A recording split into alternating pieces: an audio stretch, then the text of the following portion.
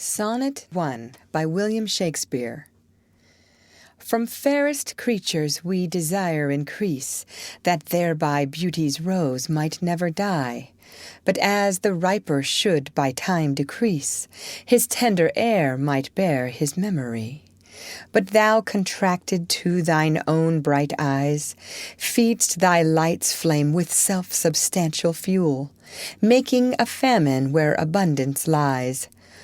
Thyself, thy foe, to thy sweet self too cruel, thou that art now the world's fresh ornament, and only herald to the gaudy spring, within thine own bud buryest thy content, and tender churl makest waste in niggarding. Pity the world, or else this glutton be, to eat the world's due by the grave and thee. Read by Lorraine Montgomery for Lit to Go on the web at fcit.usf.edu.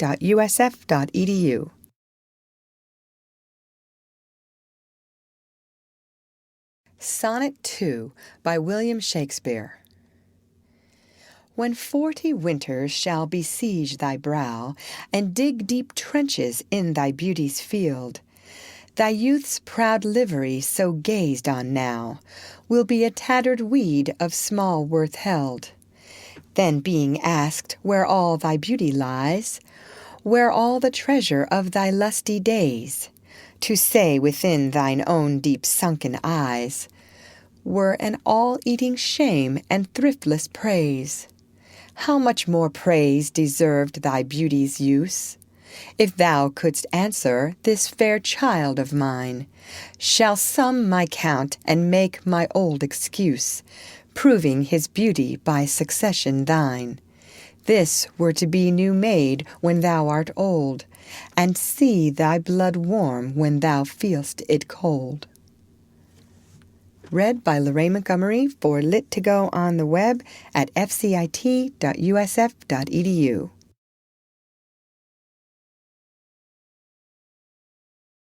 Sonnet 3 by William Shakespeare.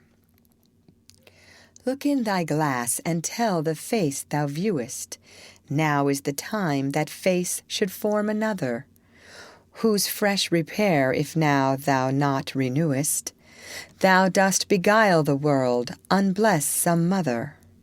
For where is she so fair whose uneared womb disdains the tillage of thy husbandry? Or who is he so fond will be the tomb of his self-love to stop posterity? Thou art thy mother's glass, and she in thee calls back the lovely April of her prime. So thou through windows of thine age shalt see, despite of wrinkles, this thy golden time.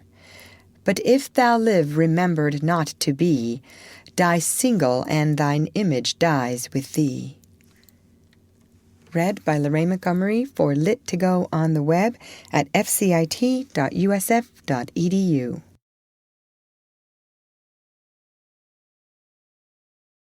Sonnet 4 by William Shakespeare. On thrifty loveliness why dost thou spend upon thyself thy beauty's legacy? Nature's bequest gives nothing but doth lend, and being frank, she lends to those are free. Then, beauteous niggard, why dost thou abuse the bounteous largess given thee to give? Profitless usurer, why dost thou use so great a sum of sums, yet canst not live? For having traffic with thyself alone, thou of thyself thy sweet self dost deceive. Then how, when nature calls thee to be gone, what acceptable audit canst thou leave?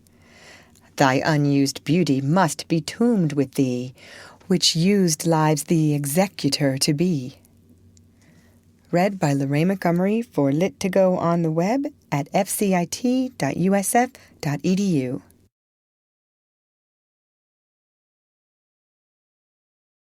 Sonnet 5 by William Shakespeare. Those hours that with gentle work did frame the lovely gaze where every eye doth dwell, will play the tyrants to the very same, and that unfair which fairly doth excel, for never resting time leads summer on to hideous winter, and confounds him there, sap checked with frost, and lusty leaves quite gone, beauty o'ersnowed, and bareness everywhere. Then were not summer's distillation left, a liquid prisoner pent in walls of glass, beauty's effect with beauty were bereft. Nor it nor no remembrance what it was, but flowers distilled, though they with winter meet, lease but their show, their substance still lives sweet. Read by Lorraine Montgomery for Lit to Go on the web at fcit.usf.edu.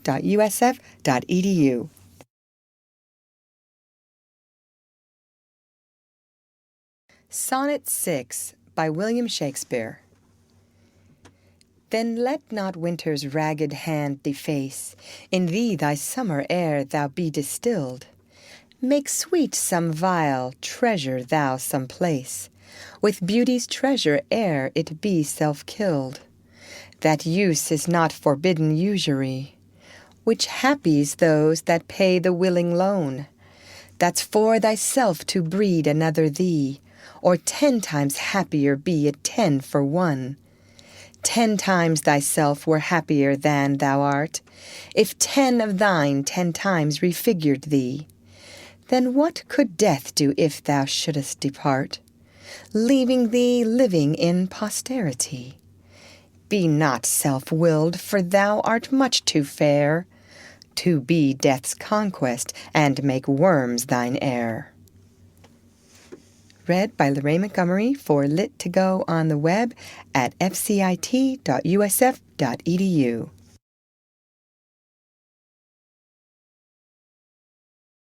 Sonnet 7 by William Shakespeare. Low in the Orient, when the gracious light lifts up his burning head, each under eye doth homage to his new appearing sight, serving with looks his sacred majesty. And having climbed the steep up heavenly hill, resembling strong youth in his middle age, yet mortal looks adore his beauty still, attending on his golden pilgrimage. But when from highmost pitch with weary car, like feeble age he reeleth from the day, the eyes for duteous now converted are from his low tract, and look another way. So thou thyself outgoing in thy noon, unlooked undiest unless thou get a sun. Read by Lorraine Montgomery for Lit to Go on the web at fcit.usf.edu.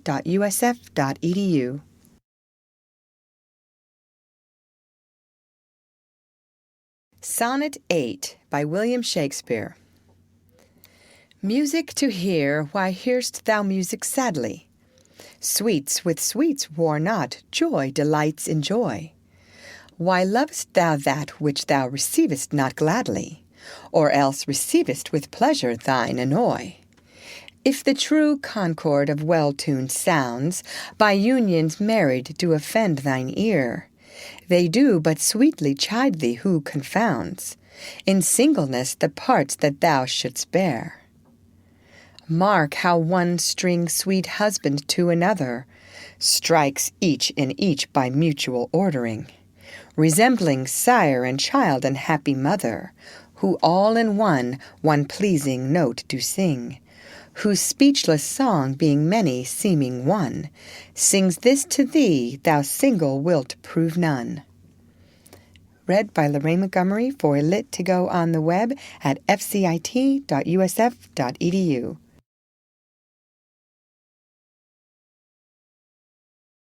Sonnet 9 by William Shakespeare. Is it for fear to wet a widow's eye that thou consumest thyself in single life? Ah, if thou issueless shalt hap to die, the world will wail thee like a makeless wife. The world will be thy widow and still weep that thou no form of thee hast left behind, when every private widow well may keep by children's eyes her husband's shape in mind. Look what an unthrift in the world doth spend, shifts but his place, for still the world enjoys it. But beauty's waste hath in the world an end, and kept unused the user so destroys it. No love toward others in that bosom sits, that on himself such murderous shame commits. Read by Lorraine Montgomery for Lit2Go on the web at fcit.usf.edu.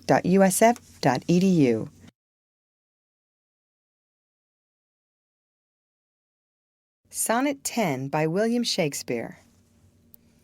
For shame deny that thou bear'st love to any, who for thyself art so unprovident. Grant, if thou wilt, thou art beloved of many. But that thou none lovest is most evident. For thou art so possessed with murderous hate, that 'gainst thyself thou stickest not to conspire, seeking that beauteous roof to ruinate, which to repair should be thy chief desire. O change thy thought, that I may change my mind. Shall hate be fairer lodged than gentle love? Be as thy presence is gracious and kind. Or to thyself at least kind-hearted prove. Make thee another self for love of me, that beauty still may live in thine or thee. Read by Lorraine Montgomery for Lit2Go on the web at fcit.usf.edu.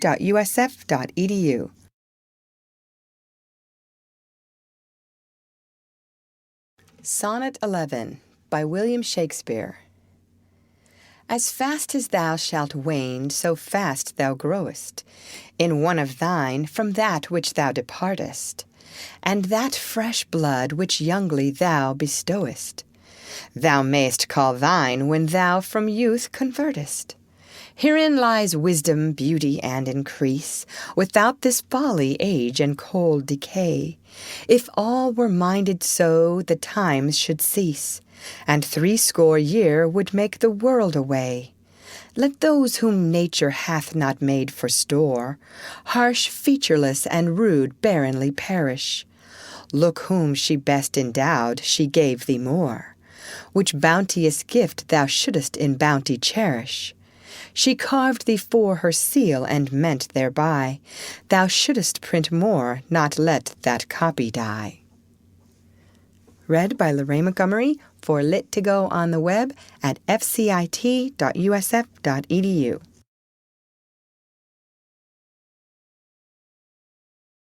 Sonnet 12 by William Shakespeare.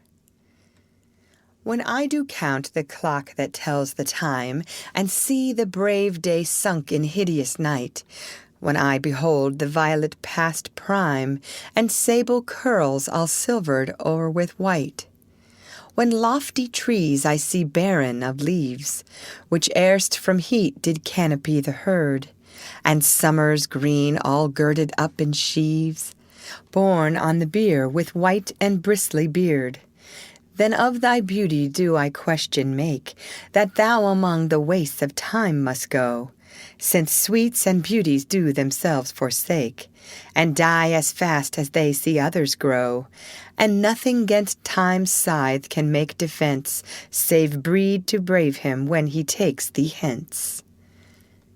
Read by Lorraine Montgomery for Lit2Go on the web at fcit.usf.edu.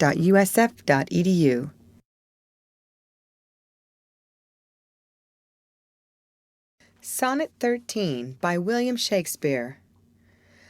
O that you were yourself, but love you are, no longer yours than you yourself here live. Against this coming end you should prepare, and your sweet semblance to some other give.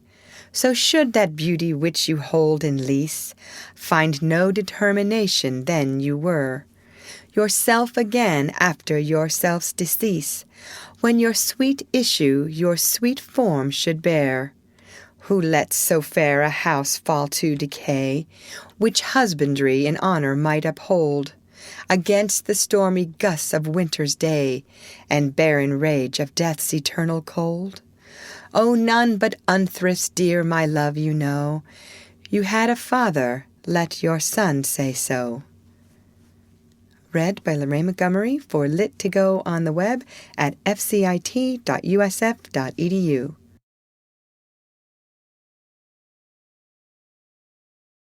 Sonnet 14 by William Shakespeare. Not from the stars do I my judgment pluck, and yet methinks I have astronomy, but not to tell of good or evil luck, of plagues, of dearths, or seasons' quality. Nor can I fortune to brief minutes tell, pointing to each his thunder, rain, and wind, or say with princes if it shall go well, by oft predict that I in heaven find. But from thine eyes my knowledge I derive, and constant stars in them I reach such art, as truth and beauty shall together thrive, if from thyself to store thou wouldst convert, or else of thee this I prognosticate. Thy end is truth's and beauty's doom and date. Read by Lorraine Montgomery for Lit to Go on the web at fcit.usf.edu.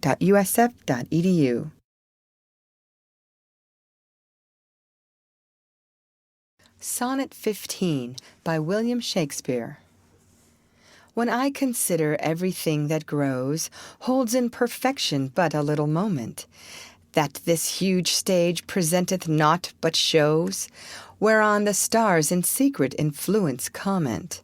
When I perceive that men as plants increase, cheered and checked even by the selfsame sky, vaunt in their youthful sap at height decrease, and wear their brave state out of memory, then the conceit of this inconstant stay sets you most rich in youth before my sight, where wasteful time debateth with decay, to change your day of youth to sullied night, and all in war with time for love of you, as he takes from you I engraft you new.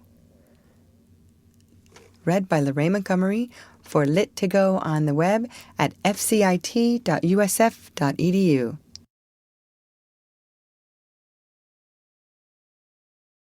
Sonnet 16 by William Shakespeare. But wherefore do not you a mightier way make war upon this bloody tyrant time, and fortify yourself in your decay, which means more blessed than my barren rhyme? Now stand you on the top of happy hours, and many maiden gardens yet unset, with virtuous wish would bear you living flowers, much liker than your painted counterfeit.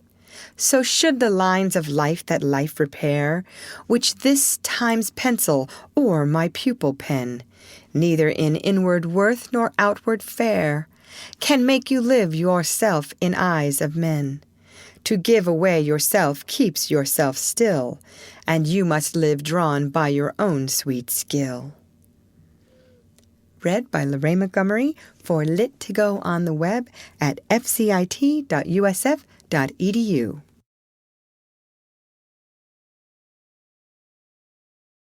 Sonnet 17 by William Shakespeare. Who will believe my verse in time to come, if it were filled with your most high deserts, though yet heaven knows it is but as a tomb, which hides your life and shows not half your parts? If I could write the beauty of your eyes, and in fresh numbers number all your graces, the age to come would say this poet lies, such heavenly touches ne'er touched earthly faces. So should my papers, yellowed with their age, be scorned like old men of less truth than tongue, and your true rights be termed a poet's rage, and stretch metre of an antique song. But were some child of yours alive that time, you should live twice in it and in my rhyme. Read by Lorraine Montgomery for Lit to Go on the web at fcit.usf.edu.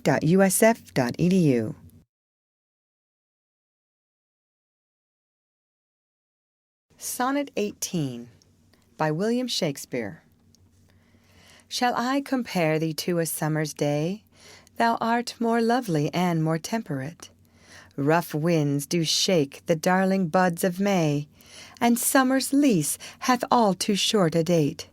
Sometime too hot the eye of heaven shines, and often is his gold complexion dimmed, and every fair from fair sometime declines, by chance or nature's changing course untrimmed. But thy eternal summer shall not fade, nor lose possession of that fair thou owest, nor shall death brag thou wanderest in his shade, when in eternal lines to time thou growest. So long as men can breathe or eyes can see, so long lives this, and this gives life to thee. Read by Lorraine Montgomery for Lit to Go on the web at fcit.usf.edu.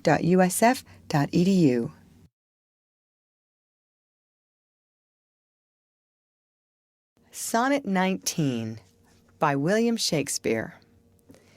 Devouring time, blunt thou the lion's paws, and make the earth devour her own sweet brood. Pluck the keen teeth from the fierce tiger's jaws, and burn the long-lived phoenix in her blood. Make glad and sorry seasons as thou fleetest, and do whatever thou wilt, swift-footed time, to the wide world and all her fading sweets. But I forbid thee one most heinous crime. O carve not with thy hours my love's fair brow, nor draw no lines there with thine antique pen. Him in thy course untainted do allow, for beauty's pattern to succeeding men. Yet do thy worst, old time, despite thy wrong. My love shall in my verse ever live young. Read by Lorraine Montgomery for Lit to Go on the web at fcit.usf.edu.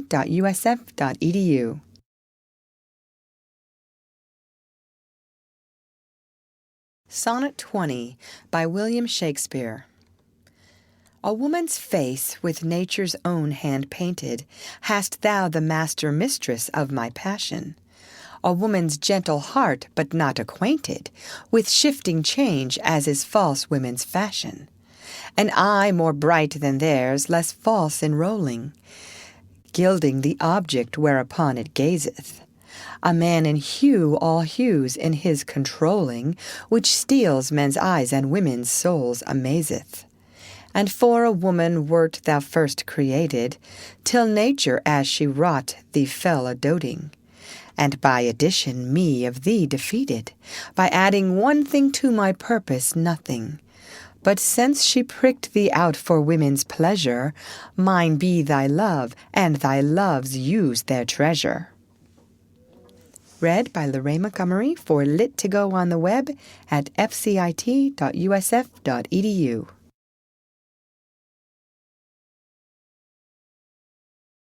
Sonnet 21 by William Shakespeare.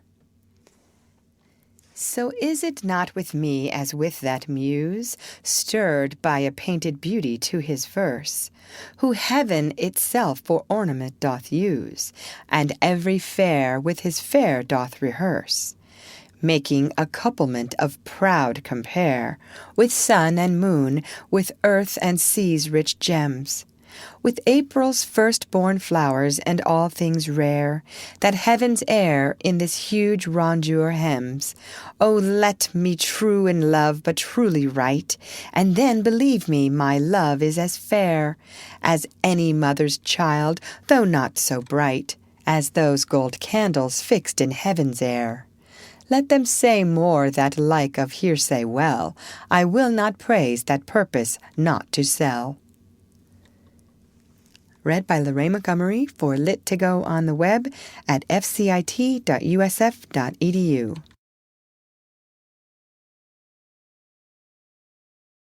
Sonnet 22 by William Shakespeare. My glass shall not persuade me I am old, so long as youth and thou are of one date. But when in thee time's furrows I behold, then look I death my days should expiate. For all that beauty that doth cover thee is but the seemly raiment of my heart, which in thy breast doth live as thine in me. How can I then be elder than thou art?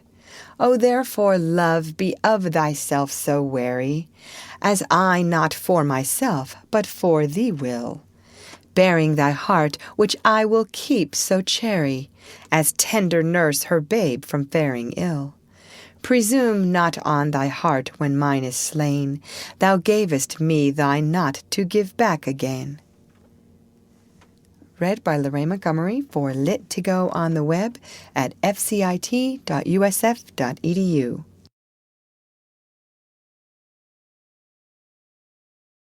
Sonnet 23 by William Shakespeare.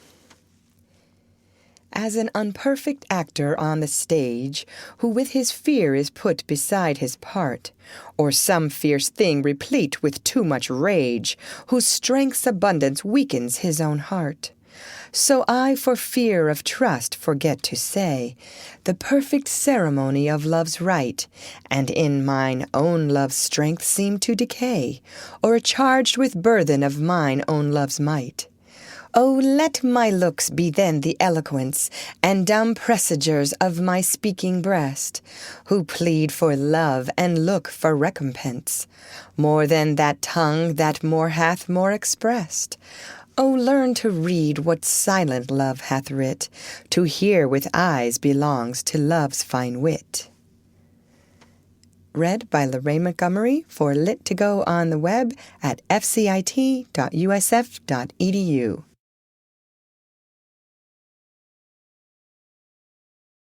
Sonnet 24 by William Shakespeare. Mine eye hath played the painter and hath stelled thy beauty's form in table of my heart. My body is the frame wherein 'tis held, and perspective it is best painter's art. For through the painter must you see his skill to find where your true image pictured lies, which in my bosom's shop is hanging still, that hath his windows glazed with thine eyes. Now see what good turns eyes for eyes have done. Mine eyes have drawn thy shape, and thine for me are windows to my breast, where through the sun delights to peep, to gaze therein on thee. Yet eyes this cunning want to grace their art. They draw but what they see, know not the heart. Read by Lorraine Montgomery for Lit to Go on the web at fcit.usf.edu.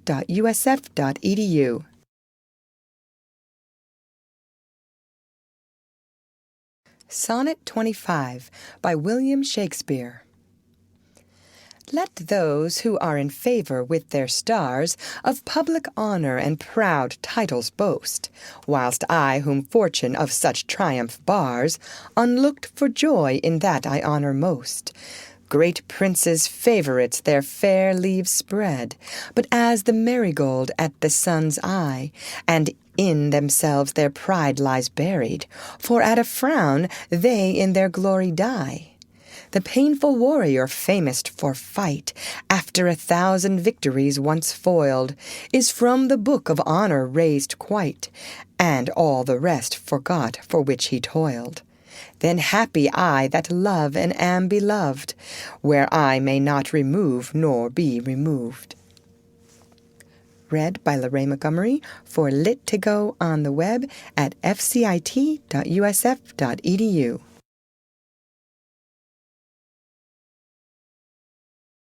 Sonnet 26 by William Shakespeare. Lord of my love, to whom in vassalage thy merit hath my duty strongly knit, to thee I send this written embassage, to witness duty, not to show my wit. Duty so great, which wit so poor as mine may make seem bare in wanting words to show it. But that I hope some good conceit of thine, in thy soul's thought all naked will bestow it. Till whatsoever star that guides my moving points on me graciously with fair aspect, and puts apparel on my tattered loving, to show me worthy of thy sweet respect, then may I dare to boast how I do love thee, till then not show my head where thou mayst prove me. Read by Lorraine Montgomery for Lit to Go on the web at fcit.usf.edu.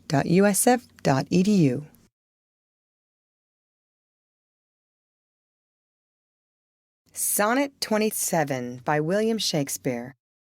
Weary with toil, I haste me to my bed. The dear repose for limbs with travel tired. But then begins a journey in my head, to work my mind when body's work's expired.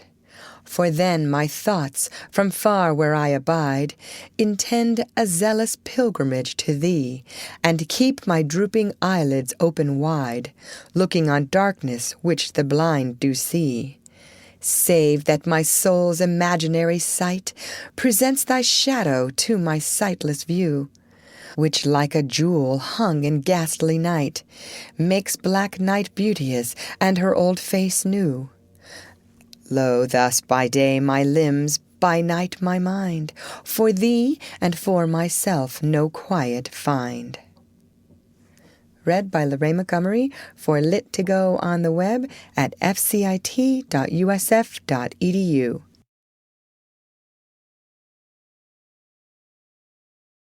Sonnet 28 by William Shakespeare. How can I then return in happy plight, that am debarred the benefit of rest, when day's oppression is not eased by night, but day by night and night by day oppressed?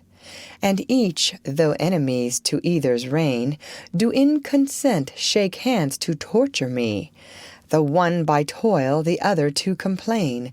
How far I toil, still farther off from thee. I tell the day to please him thou art bright, and dost him grace when clouds do blot the heaven. So flatter I the swart-complexioned night, when sparkling stars twire not thou gildest thee even. But day doth daily draw my sorrows longer, and night doth nightly make grief's length seem stronger. Read by Lorraine Montgomery for Lit2Go on the web at fcit.usf.edu.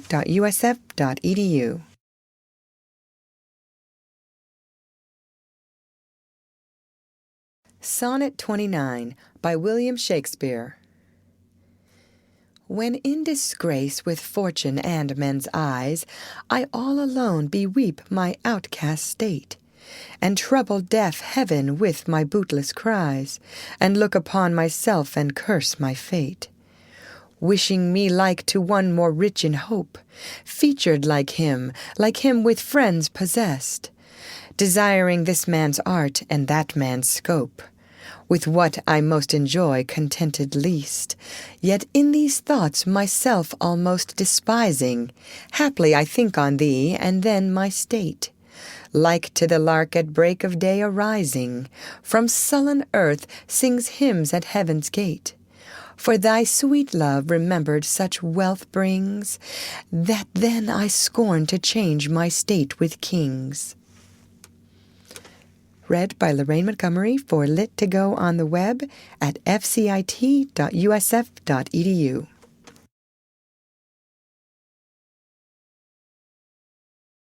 Sonnet 30 by William Shakespeare. When to the sessions of sweet silent thought I summon up remembrance of things past, I sigh the lack of many a thing I sought, and with old woes new wail my dear time's waste. Then can I drown an eye unused to flow for precious friends hid in death's dateless night, and weep afresh love's long since cancelled woe, and moaneth expense of many a vanished sight? Then can I grieve at grievances forgone, and heavenly from woe to woe tell o'er the sad account of fore bemoaned moan, which I new pay as if not paid before. But if the while I think on thee, dear friend, all losses are restored and sorrows end. Read by Lorraine Montgomery for Lit2Go on the web at fcit.usf.edu.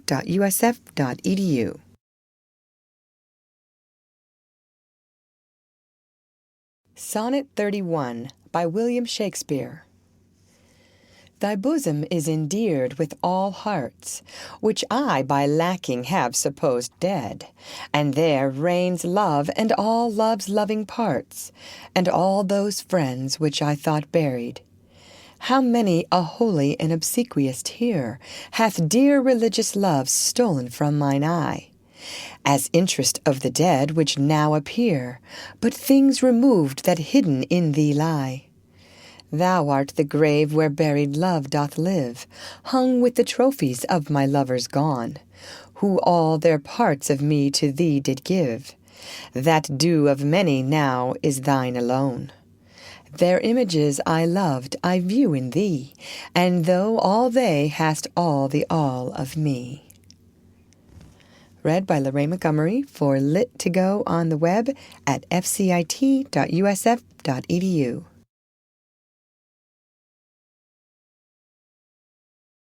Sonnet 32 by William Shakespeare.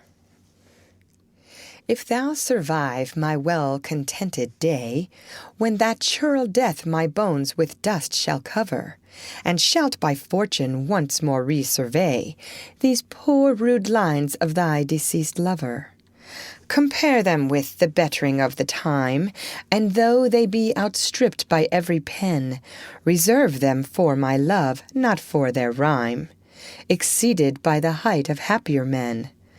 O then vouchsafe me but this loving thought, had my friend's muse grown with this growing age, a dearer birth than this his love had brought, to mark in ranks of better equipage.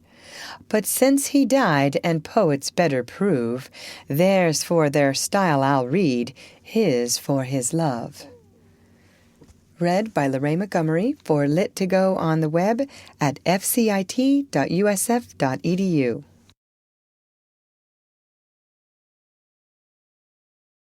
Sonnet 33 by William Shakespeare. Full many a glorious morning have I seen flatter the mountain tops with sovereign eye, kissing with golden face the meadows green, gilding pale streams with heavenly alchemy. Anon permit the basest clouds to ride with ugly wrack on his celestial face, and from the forlorn world his visage hide, stealing unseen to west with this disgrace. Even so my sun one early morn did shine, with all triumphant splendor on my brow. But out, alack, he was but 1 hour mine, the region cloud hath masked him from me now. Yet him for this my love no whit disdaineth, sons of the world may stain when heaven's sun staineth. Read by Lorraine Montgomery for Lit to Go on the web at fcit.usf.edu.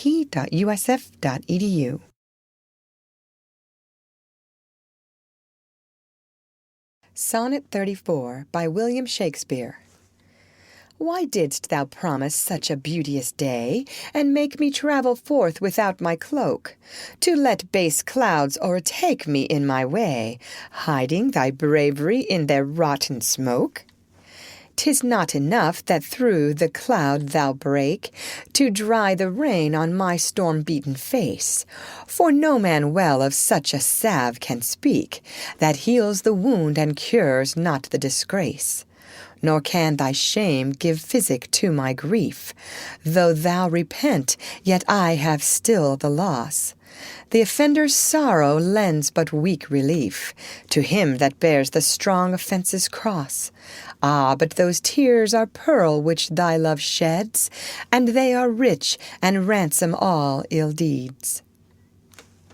Read by Lorraine Montgomery for Lit to Go on the web at fcit.usf.edu.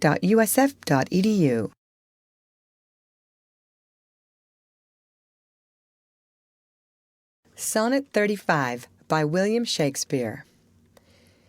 No more be grieved at that which thou hast done. Roses have thorns, and silver fountains mud. Clouds and eclipses stain both moon and sun, and loathsome canker lives in sweetest bud. All men make faults, and even I in this, authorizing thy trespass with compare, myself corrupting, salving thy amiss, excusing thy sins more than thy sins are. For to thy sensual fault I bring incense, thy adverse party is thy advocate. and 'gainst myself a lawful plea commence. Such civil war is in my love and hate, that I an accessory needs must be to that sweet thief which sourly robs from me. Read by Lorraine Montgomery for Lit2Go on the web at fcit.usf.edu.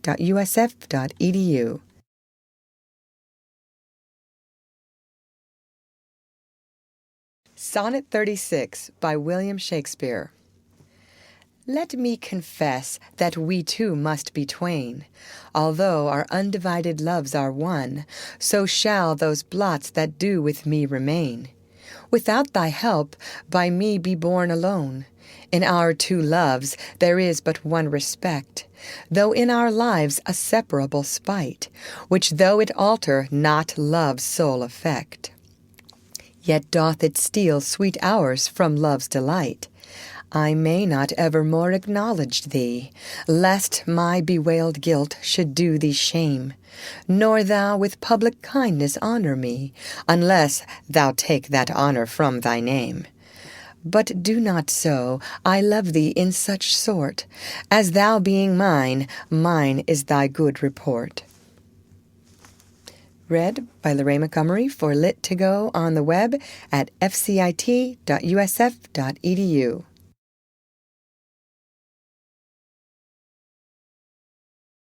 Sonnet 37 by William Shakespeare. As a decrepit father takes delight to see his active child do deeds of youth, so I, made lame by fortune's dearest spite, take all my comfort of thy worth and truth. For whether beauty, birth, or wealth, or wit, or any of these all or more, entitled in thy parts do crowned sit, I make my love engrafted to this store. So then I am not lame, poor, nor despised, whilst that this shadow doth such substance give, that I in thy abundance am sufficed, and by a part of all thy glory live. Look what is best, that best I wish in thee. This wish I have, then 10 times happy me. Read by Lorraine Montgomery for Lit2Go on the web at fcit.usf.edu.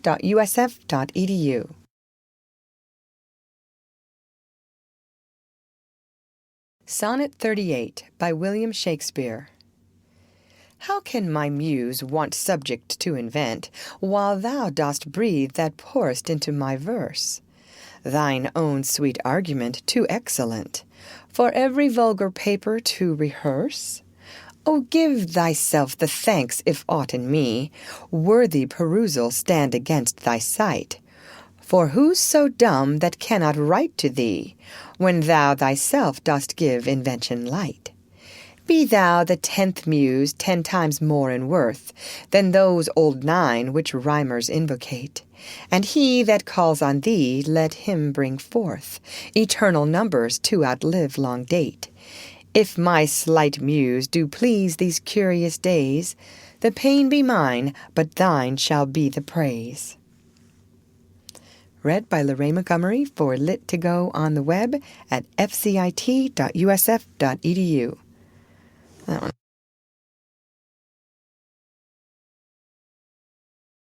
Sonnet 39 by William Shakespeare. O how thy worth with manners may I sing, when thou art all the better part of me? What can mine own praise to mine own self bring? And what is it but mine own when I praise thee? Even for this, let us divided live, and our dear love lose name of single one, that by this separation I may give, that due to thee which thou deservest alone. O absence, what a torment wouldst thou prove, were it not thy sour leisure gave sweet leave to entertain the time with thoughts of love, which time and thoughts so sweetly doth deceive. And that thou teachest how to make one twain, by praising him here who doth hence remain. Read by Lorraine Montgomery for Lit2Go on the web at fcit.usf.edu.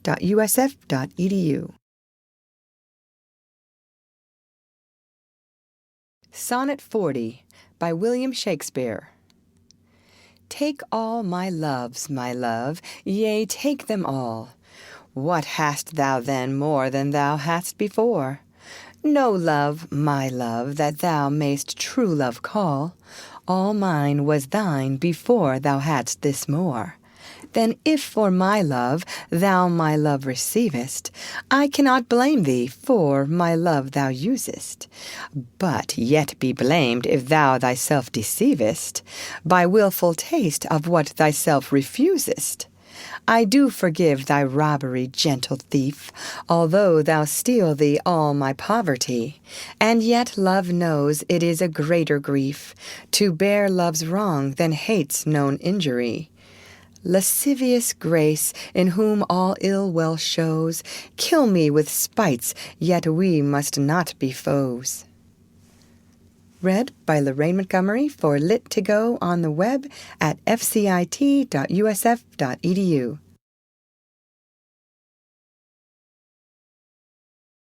Sonnet 41 by William Shakespeare.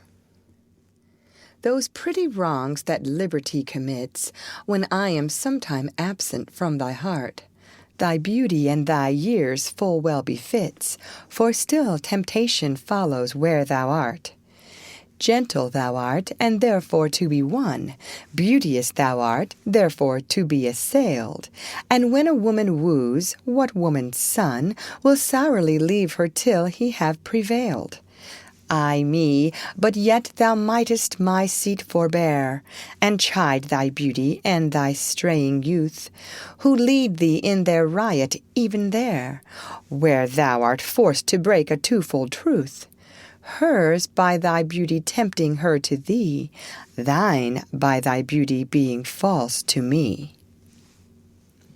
Read by Lorraine Montgomery for Lit2Go on the web at fcit.usf.edu.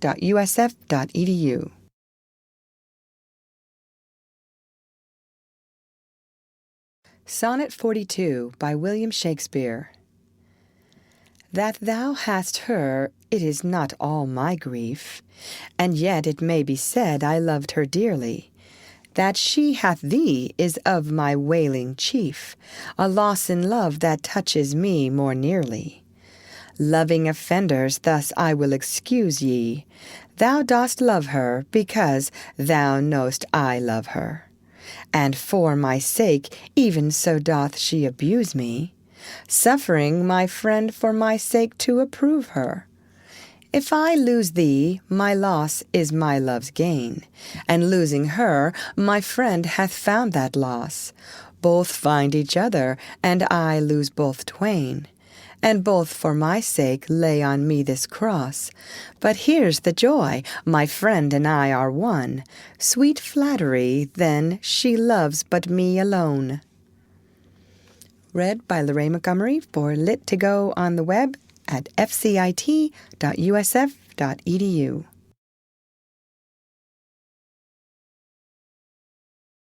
Sonnet 43 by William Shakespeare. When most I wink, then do mine eyes best see, for all the day they view things unrespected. But when I sleep in dreams, they look on thee, and darkly bright are bright in dark directed.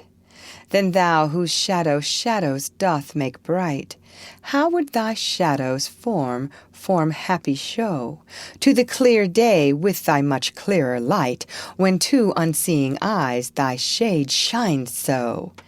How would I say mine eyes be blessed made by looking on thee in the living day, when in dead night thy fair imperfect shade through heavy sleep on sightless eyes doth stay? All days are nights to see till I see thee, and nights bright days when dreams do show thee me. Read by Lorraine Montgomery for Lit2Go on the web at fcit.usf.edu.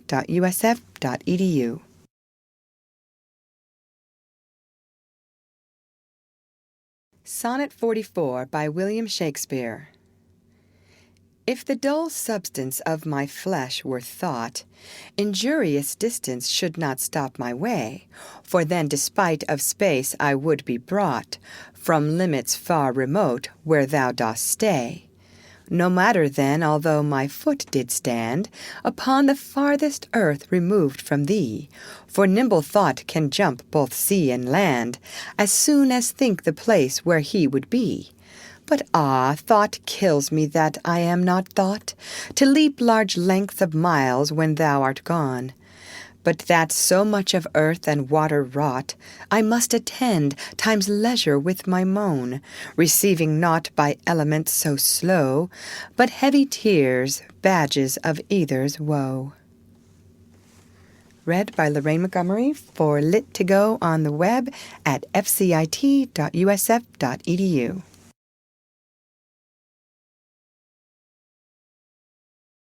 Sonnet 45 by William Shakespeare.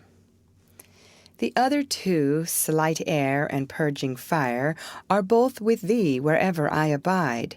The first my thought, the other my desire. These present, absent, with swift motion slide. For when these quicker elements are gone, in tender embassy of love to thee, my life, being made of four, with two alone, sinks down to death, oppressed with melancholy. Until life's composition be recured by those swift messengers returned from thee, who even but now come back again assured of thy fair health, recounting it to me. This told, I joy, but then no longer glad. I send them back again, and straight grow sad. Read by Lorraine Montgomery for Lit to Go on the web at fcit.usf.edu.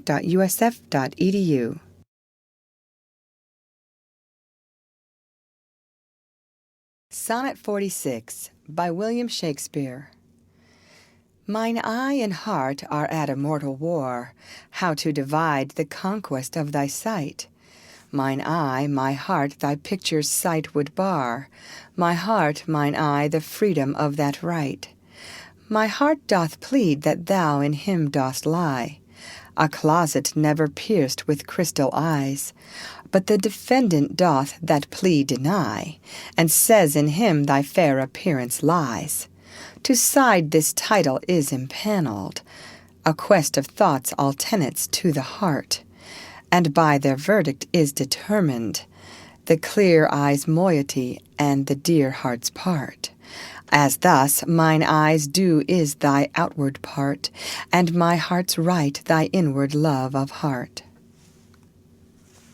Read by Lorraine Montgomery for Lit to Go on the web at fcit.usf.edu.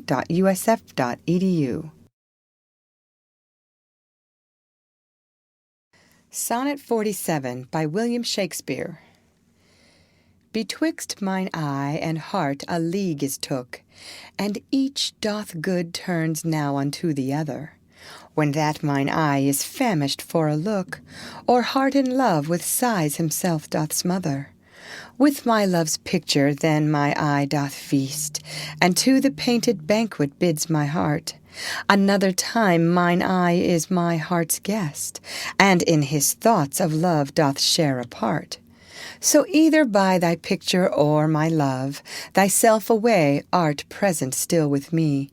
For thou not farther than my thoughts canst move, and I am still with them, and they with thee. Or if they sleep, thy picture in my sight awakes my heart to heart's and eyes' delight. Read by Lorraine Montgomery for Lit to Go on the web at fcit.usf.edu.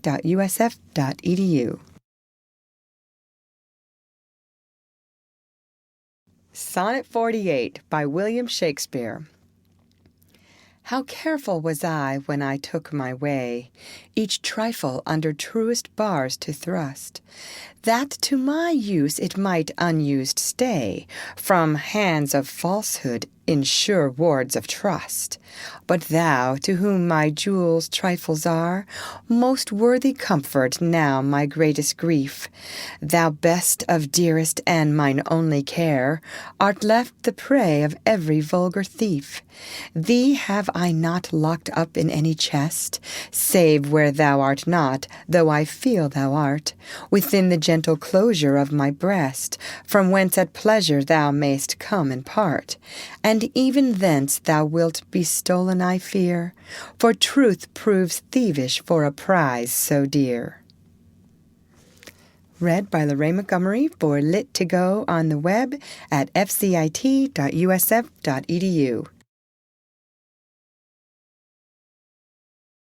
Sonnet 49 by William Shakespeare. Against that time, if ever that time come, when I shall see thee frown on my defects, when as thy love hath cast his utmost sum, called to that audit by advised respects, against that time when thou shalt strangely pass, and scarcely greet me with that sun thine eye, when love converted from the thing it was shall reasons find of settled gravity, against that time do I ensconce me here, within the knowledge of mine own desert, and this my hand against myself uprear, to guard the lawful reasons on thy part, to leave poor me thou hast the strength of laws, since why to love I can allege no cause. Read by Lorraine Montgomery for Lit2Go on the web at fcit.usf.edu.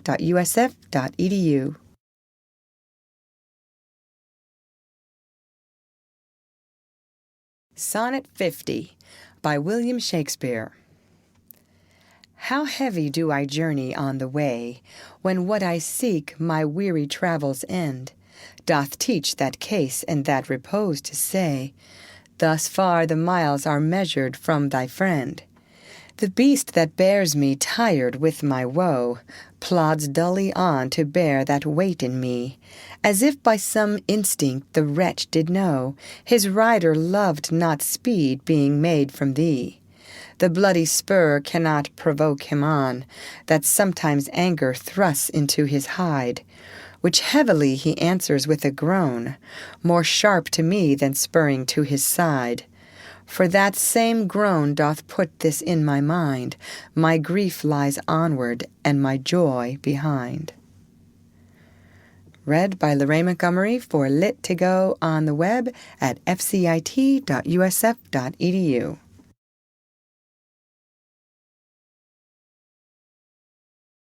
Sonnet 51 by William Shakespeare. Thus can my love excuse the slow offence of my dull bearer when from thee I speed. From where thou art, why should I haste me thence? Till I return, of posting is no need. Oh, what excuse will my poor beast then find, when swift extremity can seem but slow? Then should I spur, though mounted on the wind? In winged speed no motion shall I know. Then can no horse with my desire keep pace, therefore desire of perfect love being made, shall nigh no dull flesh in his fiery race, but love for love thus shall excuse my jade. Since from thee going he went wilful slow, towards thee I'll run, and give him leave to go.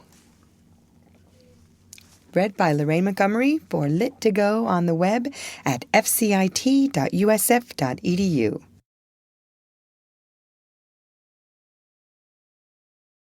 Sonnet 52 by William Shakespeare. So am I as the rich whose blessed key can bring him to his sweet uplocked treasure, thee which he will not every hour survey, for blunting the fine point of seldom pleasure. Therefore are feasts so solemn and so rare, since seldom coming in that long year set, like stones of worth they thinly placed are, or captain jewels in the carcanet. So is the time that keeps you as my chest, or as the wardrobe which the robe doth hide, to make some special instance special blessed, by new unfolding his imprisoned pride. Blessed are you whose worthiness gives scope, being had to triumph, being lacked to hope. Read by Lorraine Montgomery for Lit2Go on the web at fcit.usf.edu.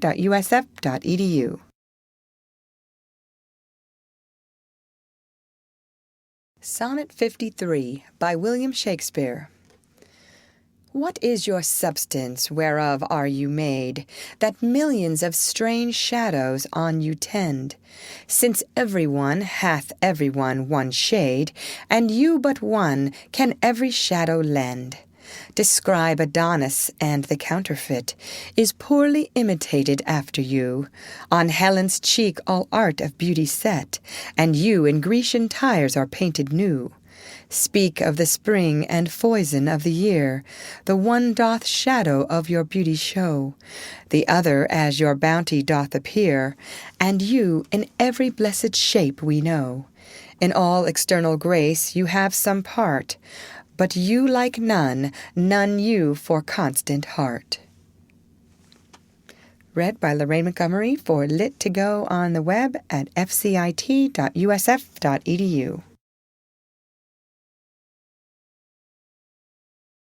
Sonnet 54 by William Shakespeare. Oh, how much more doth beauty beauteous seem by that sweet ornament which truth doth give. The rose looks fair, but fairer we it deem for that sweet odor which doth in it live. The canker blooms have full as deep a dye as the perfumed tincture of the roses. Hang on such thorns, and play as wantonly when summer's breath their masked buds discloses. But for their virtue only is their show. They live unwooed and unrespected fade. Die to themselves, sweet roses do not so. Of their sweet deaths are sweetest odors made. And so of you, beauteous and lovely youth, when that shall vade, by verse distills your truth. Read by Lorraine Montgomery for Lit to Go on the web at fcit.usf.edu.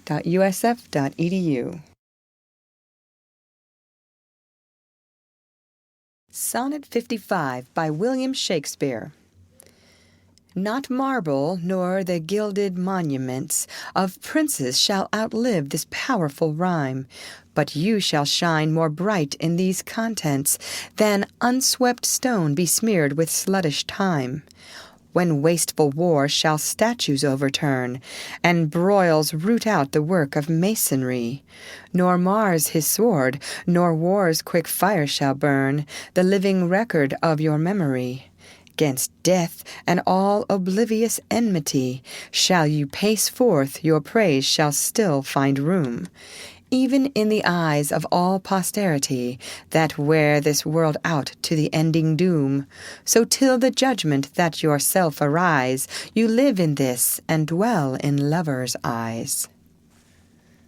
Read by Lorraine Montgomery for Lit to Go on the web at fcit.usf.edu.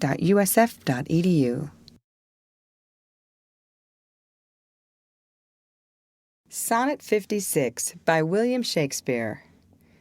Sweet love, renew thy force, be it not said thy edge should blunter be than appetite, which but today by feeding is allayed, tomorrow sharpened in his former might. So love be thou, although today thou fill thy hungry eyes, even till they wink with fullness. Tomorrow see again, and do not kill the spirit of love with a perpetual dullness. Let this sad interim like the ocean be, which parts the shore where two contracted new. Come daily to the banks, that when they see return of love more blessed may be the view. Or call it winter, which being full of care, makes summer's welcome thrice more wished, more rare. Read by Lorraine Montgomery for Lit to Go on the web at fcit.usf.edu.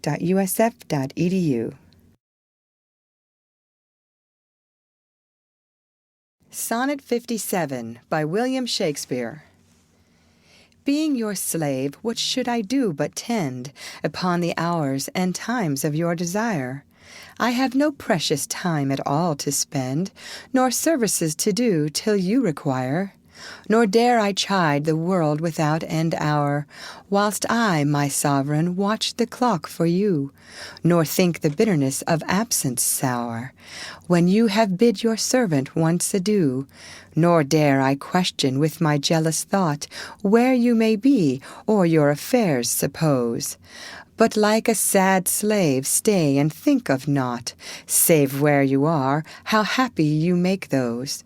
So true a fool is love, that in your will, though you do anything, he thinks no ill. Read by Lorraine Montgomery for Lit2Go on the web at fcit.usf.edu.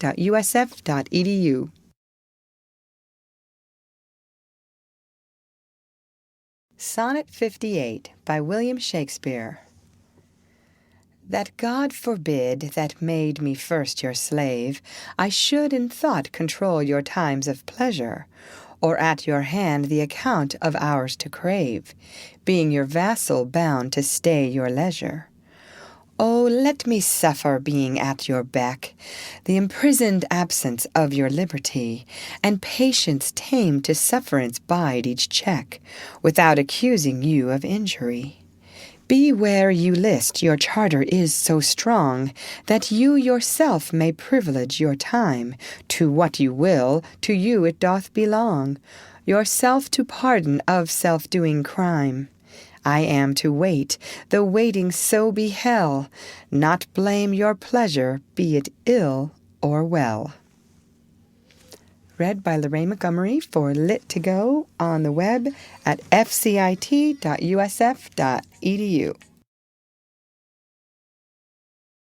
Sonnet 59 by William Shakespeare. If there be nothing new but that which is, hath been before, how are our brains beguiled, which labouring for invention bear amiss, the second burthen of a former child? Oh, that record could with a backward look, even of 500 courses of the sun, show me your image in some antique book, since mind at first in character was done, that I might see what the old world could say to this composed wonder of your frame, whether we are mended, or whether better they, or whether revolution be the same. Oh, sure I am the wits of former days, to subjects worse have given admiring praise. Read by Lorraine Montgomery for Lit2Go on the web at fcit.usf.edu.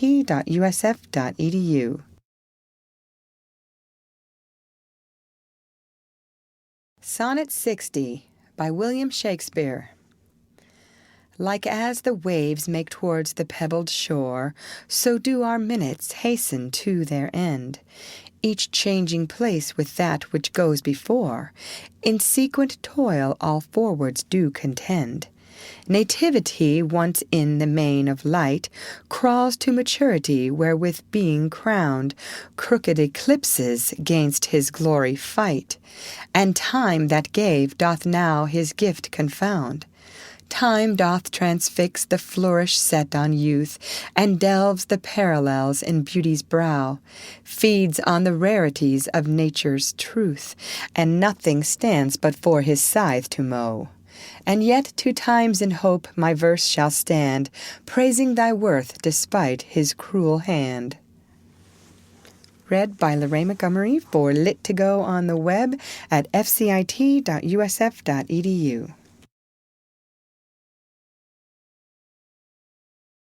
Sonnet 61 by William Shakespeare.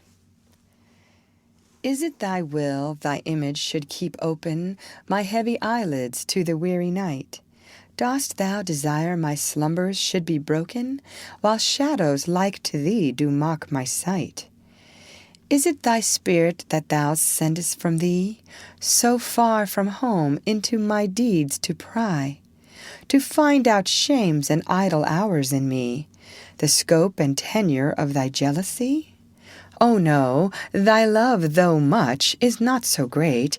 It is my love that keeps mine eye awake, mine own true love that doth my rest defeat, to play the watchman ever for thy sake. For thee watch I, whilst thou dost wake elsewhere, from me far off, with others all too near. Read by Lorraine Montgomery for Lit2Go on the web at fcit.usf.edu.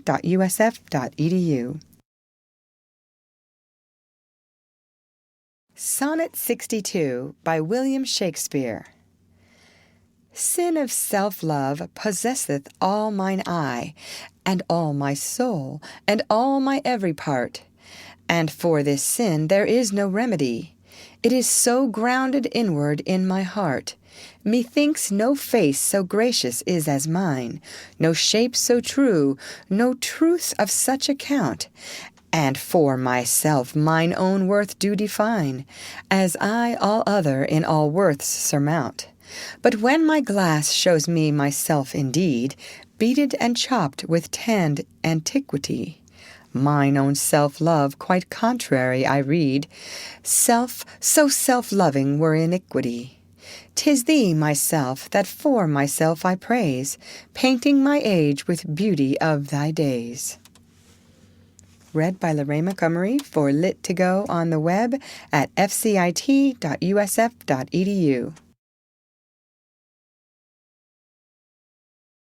Sonnet 63 by William Shakespeare. Against my love shall be as I am now, with time's injurious hand crushed and overworn. When hours have drained his blood and filled his brow with lines and wrinkles, when his youthful morn hath travelled on to age's steepy night, and all those beauties whereof now he's king are vanishing or vanished out of sight, stealing away the treasure of his spring. For such a time do I now fortify against confounding age's cruel knife, that he shall never cut from memory my sweet love's beauty, though my lover's life. His beauty shall in these black lines be seen, and they shall live, and he in them still green. Read by Lorraine Montgomery for Lit2Go on the web at fcit.usf.edu.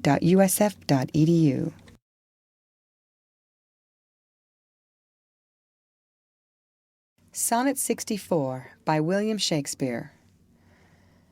When I have seen by time's fell hand defaced the rich proud cost of outworn buried age, when sometime lofty towers I see down raised, and brass eternal slave to mortal rage, when I have seen the hungry ocean gain advantage on the kingdom of the shore, and the firm soil win of the watery main, increasing store with loss, and loss with store. When I have seen such interchange of state, or state itself confounded to decay, ruin hath taught me thus to ruminate, that time will come and take my love away. This thought is as a death which cannot choose, but weep to have that which it fears to lose. Read by Lorraine Montgomery for Lit2Go on the web at fcit.usf.edu. Sonnet 65 by William Shakespeare. Since brass nor stone nor earth nor boundless sea, but sad mortality o'ersways their power, how with this rage shall beauty hold a plea, whose action is no stronger than a flower?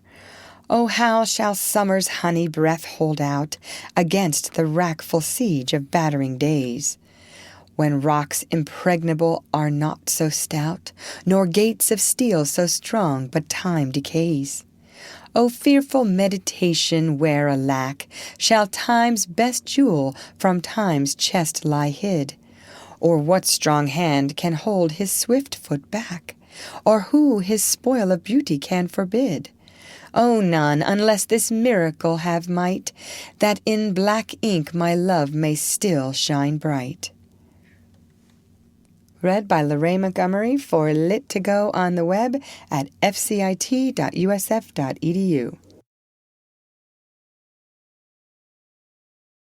Sonnet 66 by William Shakespeare.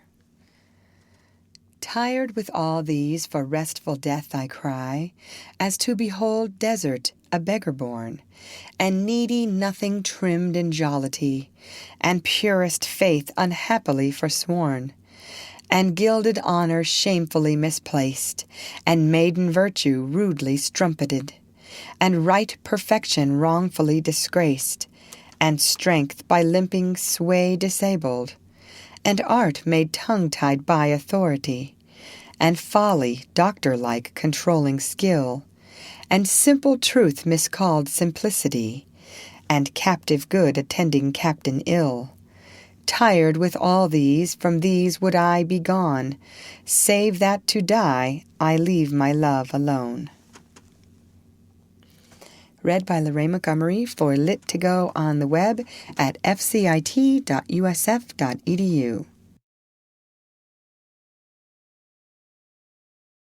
Sonnet 67 by William Shakespeare.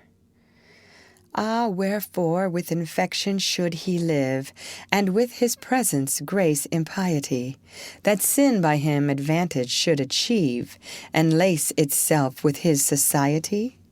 Why should false painting imitate his cheek, and steal dead seeming of his living hue? Why should poor beauty indirectly seek roses of shadow, since his rose is true? Why should he live now nature bankrupt is, beggared of blood to blush through lively veins? For she hath no exchequer now but his, and proud of many lives upon his gains? O him she stores to show what wealth she had in days long since, before these last so bad. Read by Lorraine Montgomery for Lit2Go on the web at fcit.usf.edu.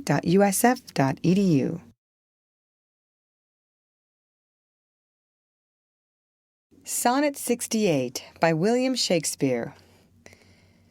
Thus is his cheek the map of days outworn, when beauty lived and died as flowers do now, before these bastard signs of fair were born, or durst inhabit on a living brow. Before the golden tresses of the dead, the right of sepulchres were shorn away, to live a second life on second head, ere beauty's dead fleece made another gay.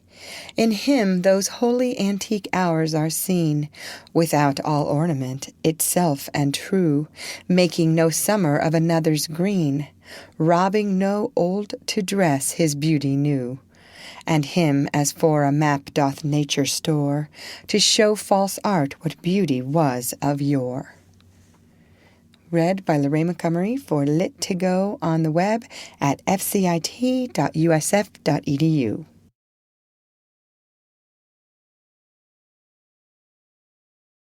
Sonnet 69 by William Shakespeare. Those parts of thee that the world's eye doth view want nothing that the thought of hearts can mend.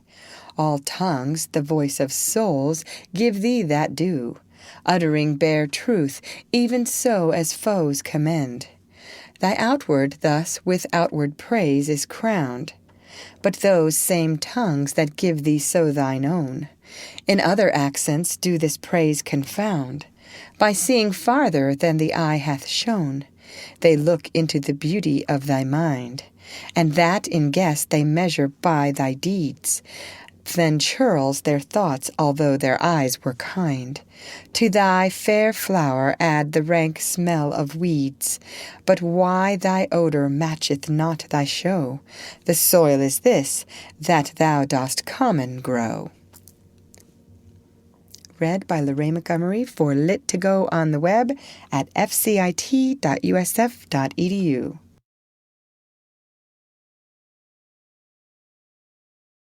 Sonnet 70 by William Shakespeare. That thou art blamed shall not be thy defect, for slander's mark was ever yet the flare. The ornament of beauty is suspect, a crow that flies in heaven's sweetest air. So thou be good, slander doth but approve thy work, the greater being wooed of time. For canker vice the sweetest buds doth love, and thou presentest a pure unstained prime. Thou hast passed by the ambush of young days, either not assailed or victor being charged. Yet this thy praise cannot be so thy praise, to tie up envy evermore enlarged. If some suspect of ill mask not thy show, then thou alone kingdoms of hearts shouldest owe. Read by Lorraine Montgomery for Lit2Go on the web at fcit.usf.edu.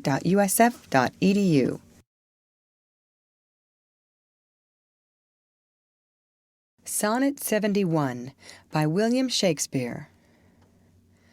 No longer mourn for me when I am dead, than you shall hear the surly sullen bell. Give warning to the world that I am fled from this vile world with vilest worms to dwell. Nay, if you read this line, remember not the hand that writ it, for I love you so, that I in your sweet thoughts would be forgot, if thinking on me then should make you woe. Oh, if I say you look upon this verse, when I perhaps compounded am with clay, do not so much as my poor name rehearse, but let your love even with my life decay, lest the wise world should look into your moan, and mock you with me after I am gone. Read by Lorraine Montgomery for Lit2Go on the web at fcit.usf.edu.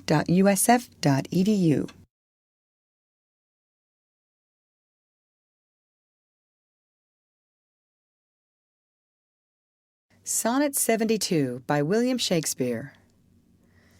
O lest the world should task you to recite what merit lived in me that you should love. After my death, dear love, forget me quite, for you in me can nothing worthy prove, unless you would devise some virtuous lie, to do more for me than mine own desert, and hang more praise upon deceased I than niggard truth would willingly impart. O lest your true love may seem false in this, that you for love speak well of me untrue. My name be buried where my body is, and live no more to shame nor me nor you. For I am shamed by that which I bring forth, and so should you to love things nothing worth. Read by Lorraine Montgomery for Lit2Go on the web at fcit.usf.edu.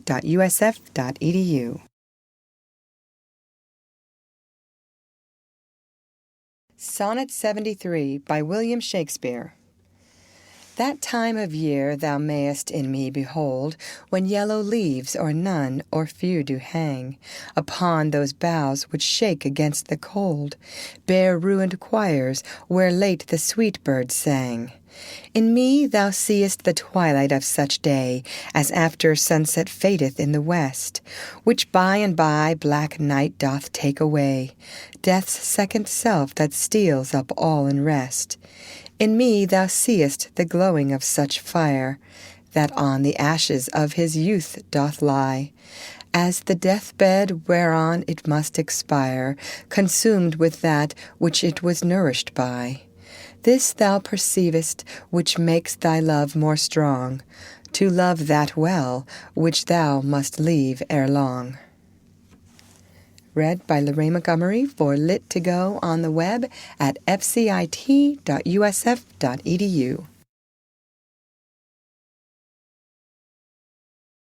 Sonnet 74 by William Shakespeare. But be contented when that fell arrest without all bail shall carry me away. My life hath in this line some interest, which for memorial still with thee shall stay. When thou reviewest this, thou dost review the very part was consecrate to thee. The earth can have but earth, which is his due. My spirit is thine, the better part of me. So then thou hast but lost the dregs of life, the prey of worms, my body being dead, the coward conquest of a wretch's knife, too base of thee to be remembered. The worth of that is that which it contains, and that is this, and this with thee remains. Read by Lorraine Montgomery for Lit2Go on the web at fcit.usf.edu.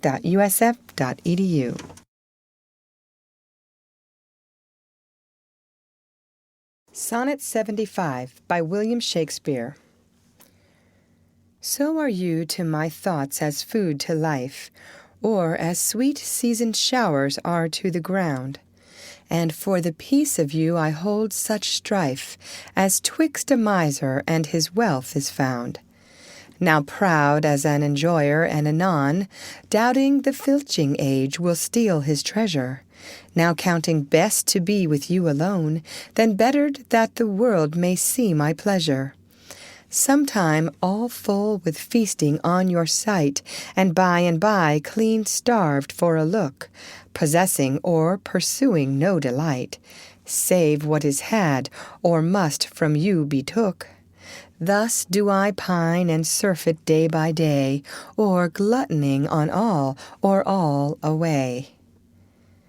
Read by Lorraine Montgomery for Lit to Go on the web at fcit.usf.edu.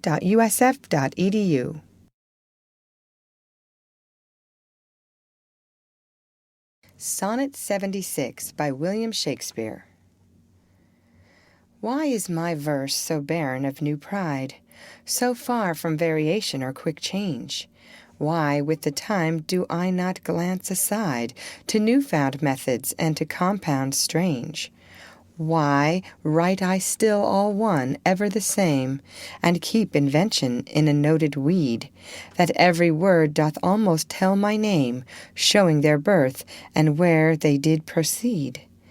Oh no, sweet love, I always write of you, and you and love are still my argument. So all my best is dressing old words new, spending again what is already spent.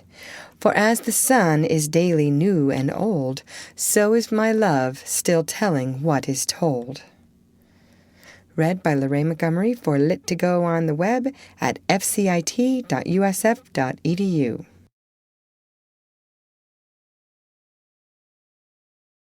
Sonnet 77 by William Shakespeare. Thy glass will show thee how thy beauties wear, thy dial how thy precious minutes waste. These vacant leaves thy mind's imprint will bear, and of this book this learning mayest thou taste. The wrinkles which thy glass will truly show of mouthed graves will give thee memory. Thou by thy dial's shady stealth mayest know time's thievish progress to eternity. Look what thy memory cannot contain. Commit to these waste blanks, and thou shalt find those children nursed, delivered from thy brain, to take a new acquaintance of thy mind. These offices, so oft as thou wilt look, shall profit thee, and much enrich thy book. Read by Lorraine Montgomery for Lit to Go on the web at fcit.usf.edu.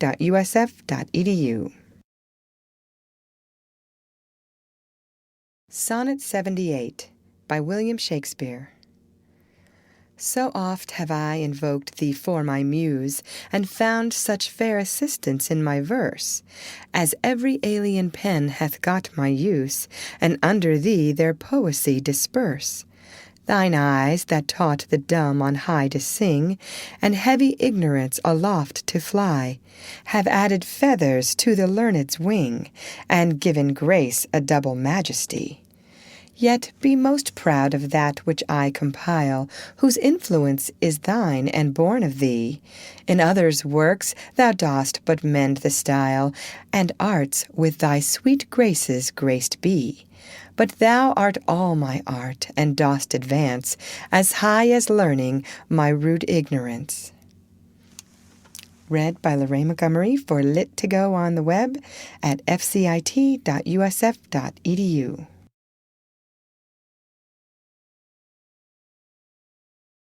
Sonnet 79 by William Shakespeare. Whilst I alone did call upon thy aid, my verse alone had all thy gentle grace. But now my gracious numbers are decayed, and my sick muse doth give an other place. I grant, sweet love, thy lovely argument deserves the travail of a worthier pen. Yet what of thee thy poet doth invent? He robs thee of, and pays it thee again. He lends thee virtue, and he stole that word. From thy behavior beauty doth he give, and found it in thy cheek he can afford. No praise to thee, but what in thee doth live. Then thank him not for that which he doth say, since what he owes thee thou thyself dost pay.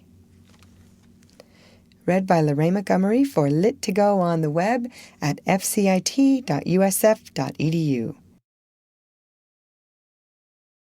Sonnet 80 by William Shakespeare. Oh, how I faint when I of you do write, knowing a better spirit doth use your name, and in the praise thereof spends all his might, to make me tongue-tied speaking of your fame. But since your worth wide as the ocean is, the humble as the proudest sail doth bear, my saucy bark inferior far to his, on your broad main doth wilfully appear. Your shallowest help will hold me up afloat, whilst he upon your soundless deep doth ride. Or, being wrecked, I am a worthless boat, he of tall building and of goodly pride. Then, if he thrive and I be cast away, the worst was this, my love was my decay. Read by Lorraine Montgomery for Lit to Go on the web at fcit.usf.edu.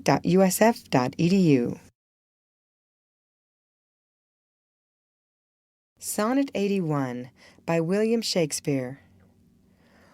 Or I shall live your epitaph to make, or you survive when I in earth am rotten. From hence your memory death cannot take, although in me each part will be forgotten.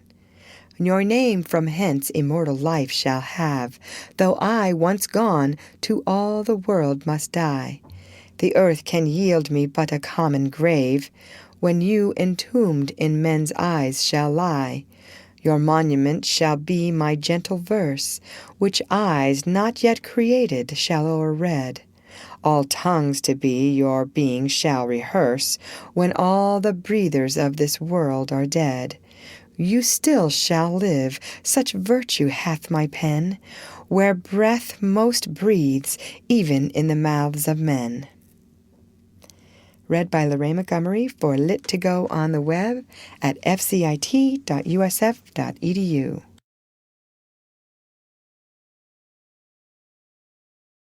Sonnet 82 by William Shakespeare. I grant thou wert not married to my muse, and therefore mayest without a taint o'erlook the dedicated words which writers use of their fair subject, blessing every book. Thou art as fair in knowledge as in hue, finding thy worth a limit past my praise, and therefore art enforced to seek anew some fresher stamp of the time-bettering days. And do so love, yet when they have devised what strained touches rhetoric can lend, thou truly fair wert truly sympathized, in true plain words, by the true-telling friend, and their gross painting might be better used, where cheeks need blood, in thee it is abused. Read by Lorraine Montgomery for Lit to Go on the web at fcit.usf.edu.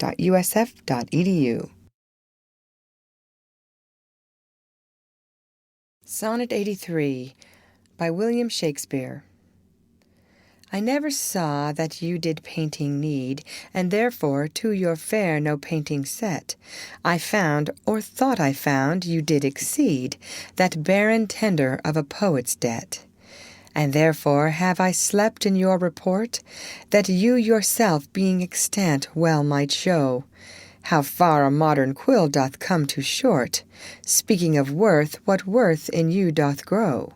This silence for my sin you did impute, which shall be most my glory being dumb. For I impair not beauty being mute, when others would give life and bring a tomb. There lives more life in one of your fair eyes than both your poets can in praise devise. Read by Lorraine Montgomery for Lit to Go on the web at fcit.usf.edu.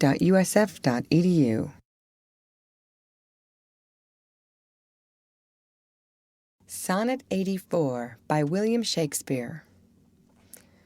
Who is it that says most, which can say more, than this rich praise, that you alone are you? In whose confine immured is the store, which should example where your equal grew? Lean penury within that pen doth dwell, that to his subject lends not some small glory. But he that writes of you, if he can tell that you are you, so dignifies his story. Let him but copy what in you is writ, not making worse what nature made so clear, and such a counterpart shall fame his wit, making his style admired everywhere. You to your beauteous blessings add a curse, being fond on praise, which makes your praises worse. Read by Lorraine Montgomery for Lit2Go on the web at fcit.usf.edu.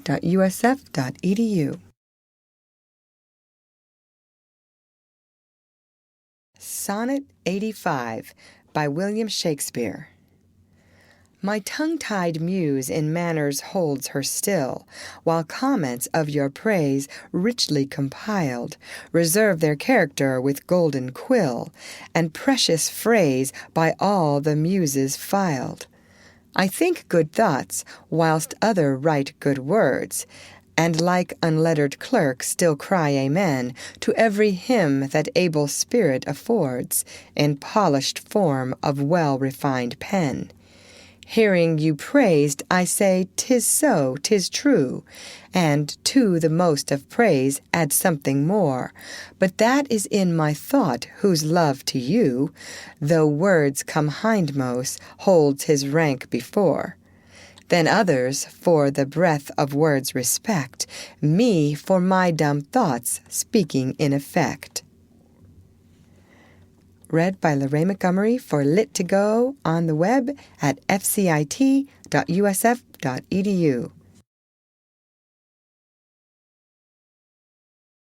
Sonnet 86 by William Shakespeare.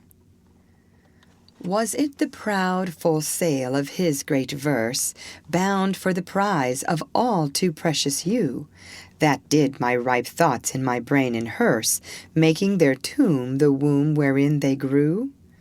Was it his spirit, by spirits taught to write, above a mortal pitch, that struck me dead? No, neither he nor his compeers by night, giving him aid, my verse astonished. He nor that affable familiar ghost, which nightly gulls him with intelligence, as victors of my silence cannot boast, I was not sick of any fear from thence. But when your countenance filled up his line, then lacked I matter that enfeebled mine.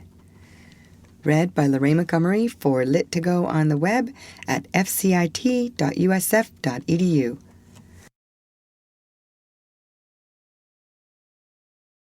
Sonnet 87 by William Shakespeare. Farewell, thou art too dear for my possessing, and like enough thou knowest thy estimate. The charter of thy worth gives thee releasing. My bonds in thee are all determinate. For how do I hold thee but by thy granting? And for that riches where is my deserving? The cause of this fair gift in me is wanting, and so my patent back again is swerving. Thyself thou gavest, thy own worth then not knowing, or me to whom thou gavest it, else mistaking. So thy great gift upon misprision growing, comes home again on better judgment making. Thus have I had thee as a dream doth flatter, in sleep a king, but waking no such matter. Read by Lorraine Montgomery for Lit2Go on the web at fcit.usf.edu.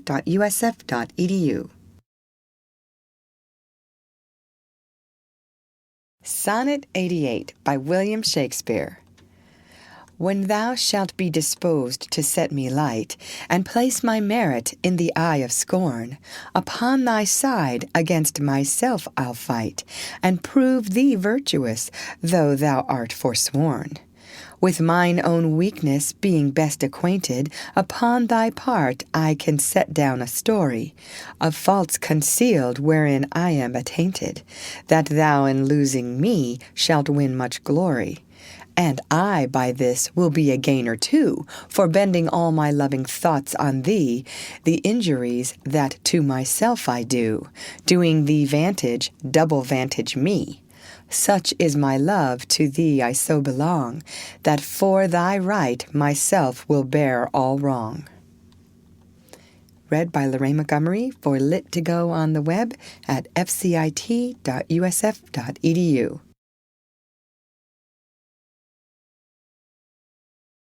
Sonnet 89 by William Shakespeare. Say that thou didst forsake me for some fault, and I will comment upon that offence. Speak of my lameness, and I straight will halt, against thy reasons making no defence. Thou canst not, love, disgrace me half so ill, to set a form upon desired change, as I'll myself disgrace, knowing thy will. I will acquaintance strangle and look strange. Be absent from thy walks, and in my tongue thy sweet beloved name no more shall dwell, lest I too much profane should do it wrong, and haply of our old acquaintance tell. For thee against myself I'll vow debate, for I must ne'er love him whom thou dost hate. Read by Lorraine Montgomery for Lit to Go on the web at fcit.usf.edu.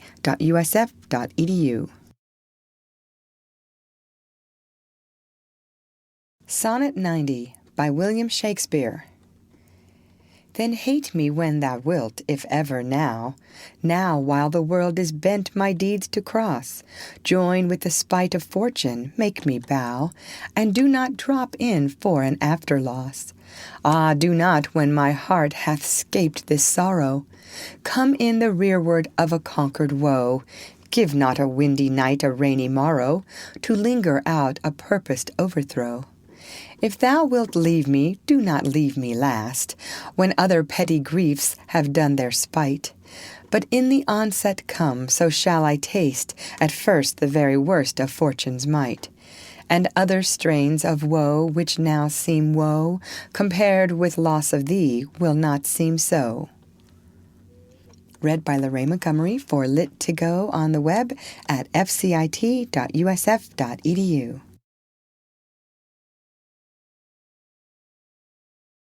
Sonnet 91 by William Shakespeare.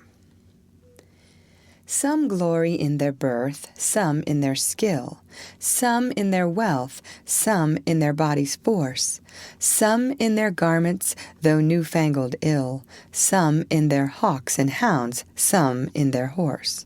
And every humour hath his adjunct pleasure, wherein it finds a joy above the rest. But these particulars are not my measure, all these I better in one general best. Thy love is better than high birth to me, richer than wealth, prouder than garments cost. Of more delight than hawks and horses be, and having thee, of all men's pride I boast. Wretched in this alone, that thou mayest take all this away, and me most wretched make. Read by Lorraine Montgomery for Lit to Go on the web at fcit.usf.edu.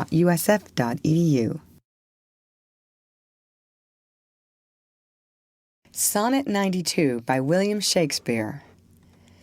But do thy worst to steal thyself away, for term of life thou art assured mine, and life no longer than thy love will stay, for it depends upon that love of thine. Then need I not to fear the worst of wrongs, when in the least of them my life hath end. I see a better state to me belongs, than that which on thy humour doth depend. Thou canst not vex me with inconstant mind, since that my life on thy revolt doth lie.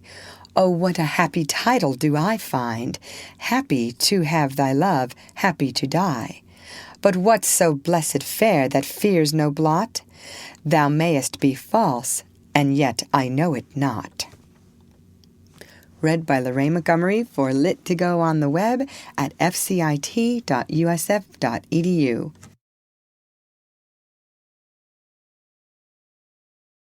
Sonnet 93 by William Shakespeare. So shall I live, supposing thou art true, like a deceived husband, so love's face may still seem love to me, though altered new. Thy looks with me, thy heart in other place. For there can live no hatred in thine eye, therefore in that I cannot know thy change. In many's looks the false heart's history is writ in moods and frowns and wrinkles strange. But heaven in thy creation did decree that in thy face sweet love should ever dwell. Whate'er thy thoughts or thy heart's workings be, thy looks should nothing thence but sweetness tell. How like Eve's apple doth thy beauty grow, if thy sweet virtue answer not thy show. Read by Lorraine Montgomery for Lit2Go on the web at fcit.usf.edu.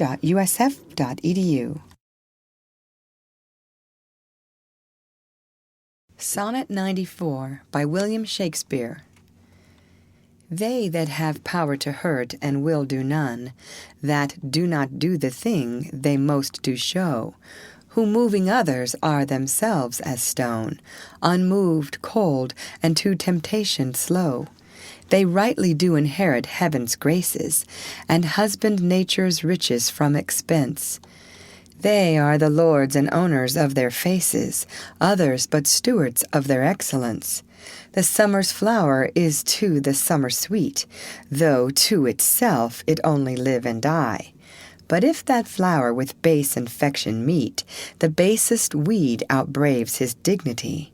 For sweetest things turn sourest by their deeds. Lilies that fester smell far worse than weeds. Read by Lorraine Montgomery for Lit2Go on the web at fcit.usf.edu.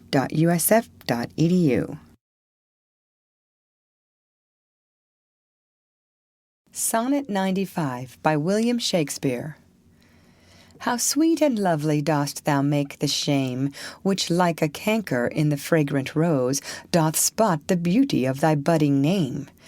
Oh, in what sweets dost thou thy sins enclose? That tongue that tells the story of thy days, making lascivious comments on thy sport, cannot dispraise, but in a kind of praise, naming thy name, blesses an ill report. Oh, what a mansion have those vices got, which for their habitation chose out thee, where beauty's veil doth cover every blot, and all things turns to fair that eyes can see. Take heed, dear heart, of this large privilege. The hardest knife, ill used, doth lose its edge. Read by Lorraine Montgomery for Lit2Go on the web at fcit.usf.edu.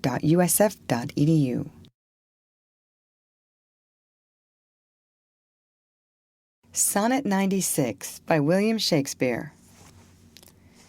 Some say thy fault is youth, some wantonness. Some say thy grace is youth and gentle sport. Both grace and faults are loved of more and less. Thou makest faults graces that to thee resort. As on the finger of a throned queen, the basest jewel will be well esteemed. So are those errors that in thee are seen, to truths translated and for true things deemed.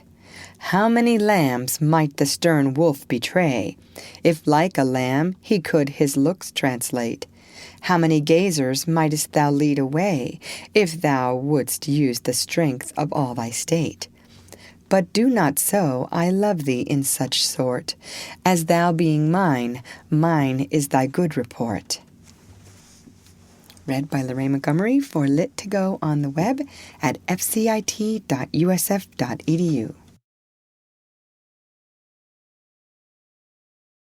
Sonnet 97 by William Shakespeare.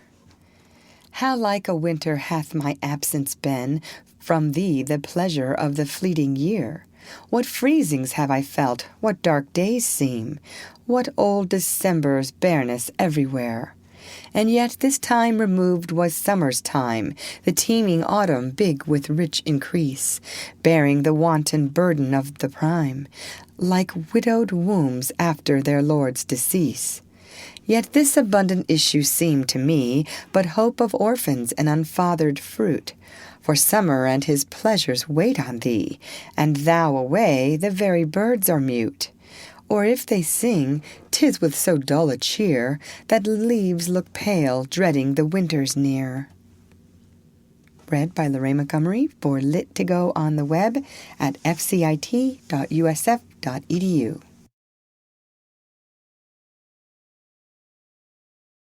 Sonnet 98 by William Shakespeare. From you have I been absent in the spring, when proud-pied April, dressed in all his trim, hath put a spirit of youth in everything. That heavy Saturn laughed and leaped with him.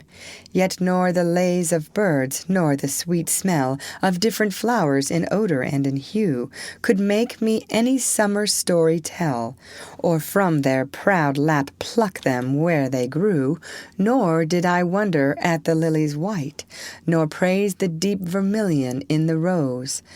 They were but sweet, but figures of delight, drawn after you, you pattern of all those.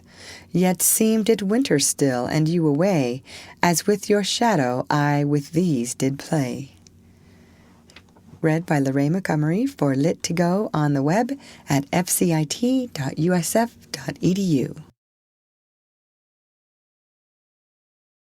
Sonnet 99 by William Shakespeare.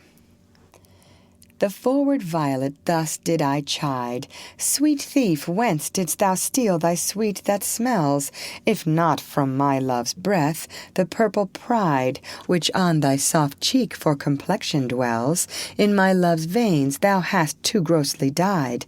The lily I condemned for thy hand, and buds of marjoram had stolen thy hair.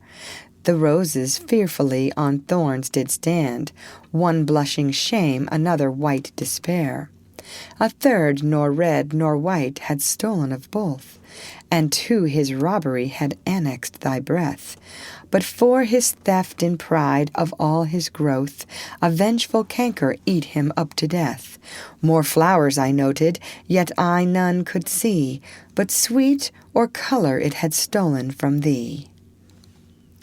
Read by Lorraine Montgomery for Lit2Go on the web at fcit.usf.edu.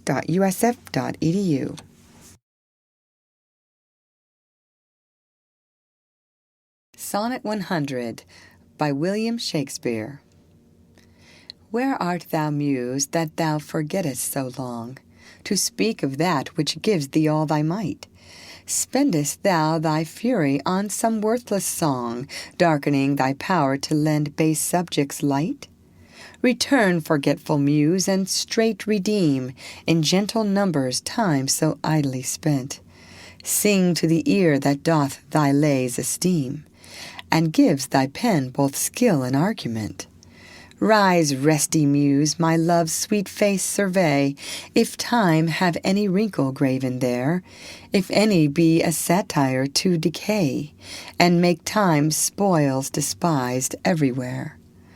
Give my love fame faster than time wastes life, so thou preventest his scythe and crooked knife. Read by Lorraine Montgomery for Lit2Go on the web at fcit.usf.edu.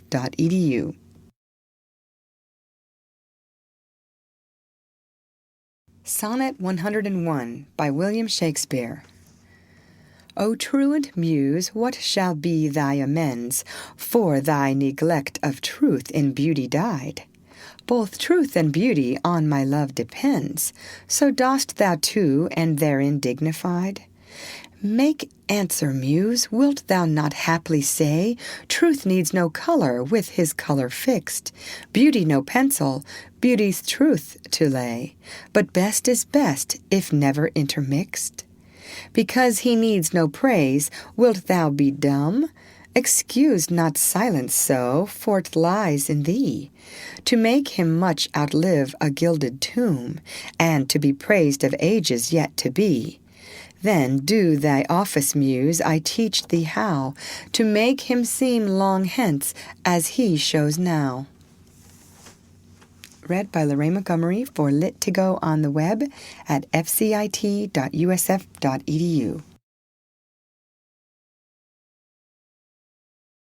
Sonnet 102 by William Shakespeare. My love is strengthened, though more weak in seeming. I love not less, though less the show appear. That love is merchandised, whose rich esteeming the owner's tongue doth publish everywhere. Our love was new, and then but in the spring, when I was wont to greet it with my lays, as Philomel in summer's front doth sing, and stops her pipe in growth of riper days.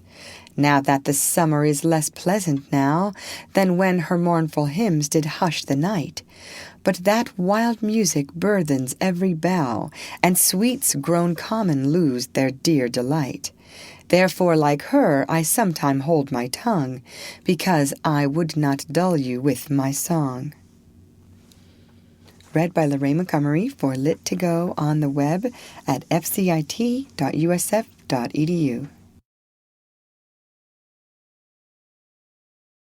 Sonnet 103 by William Shakespeare.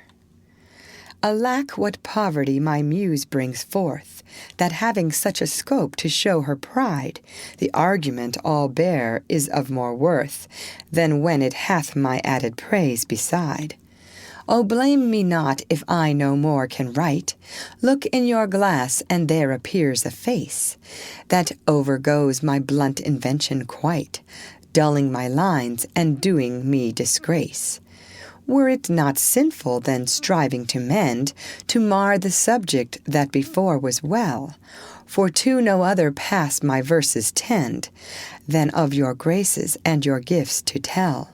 And more, much more than in my verse can sit, your own glass shows you when you look in it. Read by Lorraine Montgomery for Lit2Go on the web at fcit.usf.edu.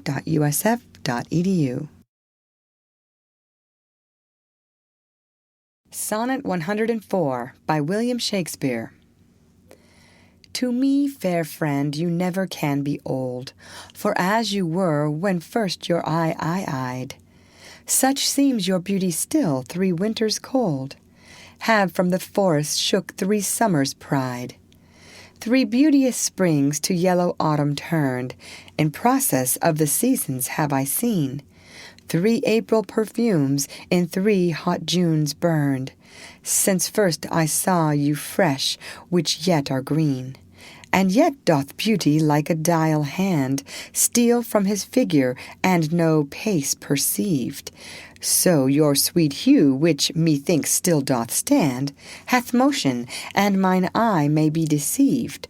For fear of which, hear this thou age unbred, ere you were born was beauty's summer dead.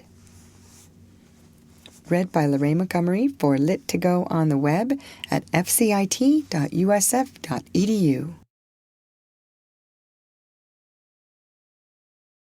Sonnet 105 by William Shakespeare.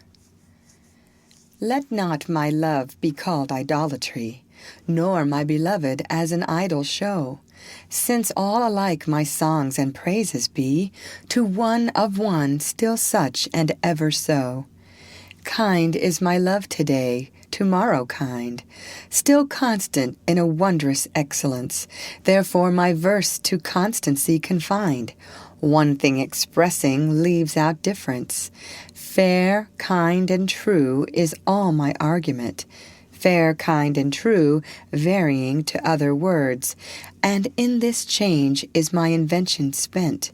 3 themes in one, which wondrous scope affords.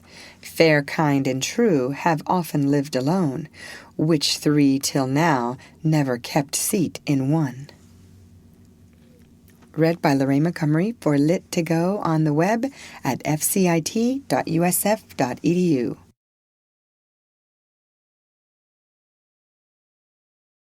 Sonnet 106 by William Shakespeare. When in the chronicle of wasted time I see descriptions of the fairest wights, and beauty making beautiful old rhyme in praise of ladies dead and lovely knights, then in the blazon of sweet beauty's best, of hand, of foot, of lip, of eye, of brow, I see their antique pen would have expressed even such a beauty as you master now. So all their praises are but prophecies of this our time, all you prefiguring. And for they looked but with divining eyes, they had not skill enough your worth to sing. For we which now behold these present days have eyes to wonder, but lack tongues to praise. Read by Lorraine Montgomery for Lit2Go on the web at fcit.usf.edu.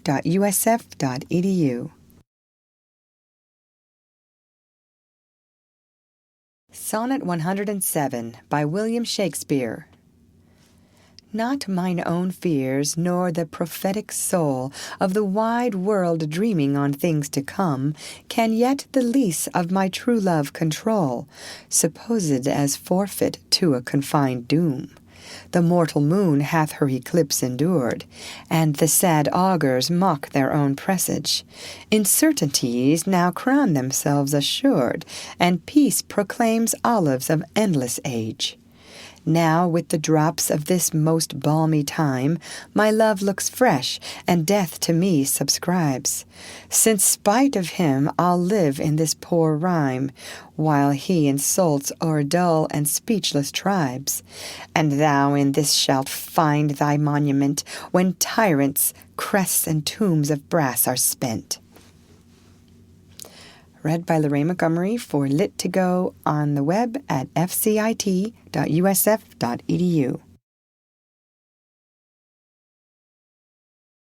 Sonnet 108 by William Shakespeare. What's in the brain that ink may character, which hath not figured to thee my true spirit? What's new to speak, what now to register, that may express my love or thy dear merit? Nothing, sweet boy, but yet like prayers divine, I must each day say o'er the very same, counting no old thing old, thou mine, I thine, even as when first I hallowed thy fair name.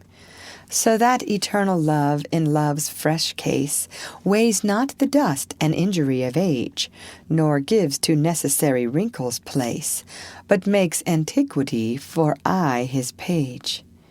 Finding the first conceit of love there bred, where time and outward form would show it dead. Read by Lorraine Montgomery for Lit2Go on the web at fcit.usf.edu.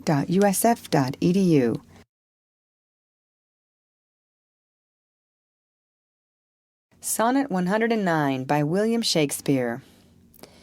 Oh, never say that I was false of heart, though absence seemed my flame to qualify. As easy might I from myself depart, as from my soul which in thy breast doth lie. That is my home of love, if I have ranged. Like him that travels I return again, just to the time not with the time exchanged, so that myself bring water for my stain. Never believe, though in my nature reigned all frailties that besiege all kinds of blood, that it could so preposterously be stained, to leave for nothing all thy sum of good. For nothing this wide universe I call, save thou, my rose, in it thou art my all.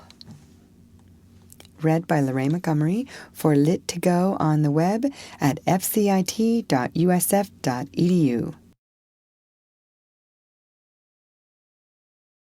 Sonnet 110 by William Shakespeare.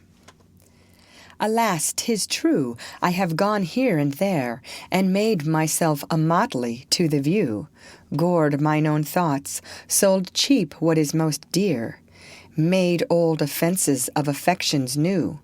Most true it is that I have looked on truth, askance and strangely, but, by all above, these blenches gave my heart another youth, and worse essays proved thee my best of love. Now all is done, have what shall have no end, mine appetite I never more will grind, on newer proof to try an older friend, a God in love to whom I am confined. Then give me welcome, next my heaven the best, even to thy pure and most loving breast. Read by Lorraine Montgomery for Lit2Go on the web at fcit.usf.edu.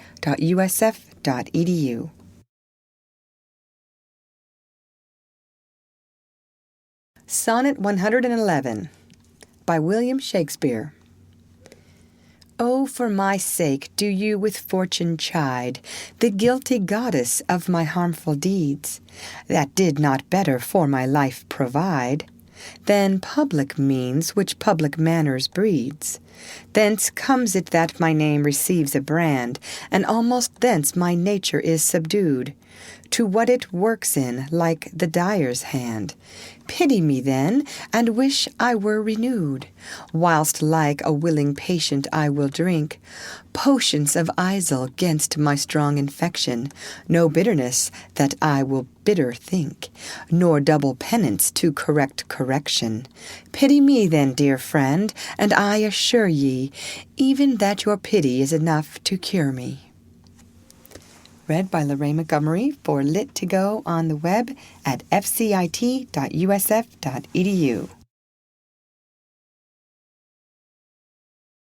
Sonnet 112 by William Shakespeare. Your love and pity doth the impression fill, which vulgar scandal stamped upon my brow. For what care I who calls me well or ill? So you're o'ergreen my bad, my good allow? You are my all the world, and I must strive to know my shames and praises from your tongue, none else to me, nor I to none alive, that my steeled sense or changes right or wrong. In so profound abysm I throw all care of others' voices that my adders sense. To critic and to flatterer stopped are. Mark how with my neglect I do dispense. You are so strongly in my purpose bred, that all the world besides me thinks are dead. Read by Lorraine Montgomery for Lit2Go on the web at fcit.usf.edu.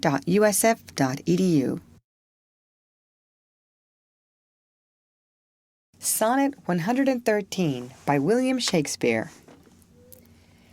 Since I left you, mine eye is in my mind, and that which governs me to go about doth part his function and is partly blind, seems seeing but effectually is out.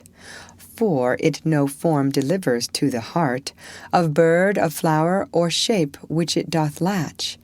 Of his quick objects hath the mind no part, nor his own vision holds what it doth catch. For if it see the rudest or gentlest sight, the most sweet favour or deformedst creature, the mountain or the sea, the day or night, the crow or dove, it shapes them to your feature. Incapable of more, replete with you, my most true mind thus maketh mine untrue. Read by Lorraine Montgomery for Lit2Go on the web at fcit.usf.edu.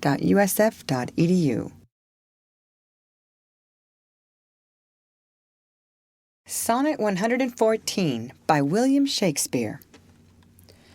Or whether doth my mind, being crowned with you, drink up the monarch's plague, this flattery? Or whether shall I say mine eye saith true, and that your love taught it this alchemy? To make of monsters and things indigest such cherubins as your sweet self resemble, creating every bad a perfect best, as fast as objects to his beams assemble? Oh, 'tis the first, 'tis flattery in my seeing, and my great mind most kingly drinks it up. Mine eye well knows what with his gust is greeing, and to his palate doth prepare the cup. If it be poisoned, 'tis the lesser sin, that mine eye loves it and doth first begin. Read by Lorraine Montgomery for Lit2Go on the web at fcit.usf.edu.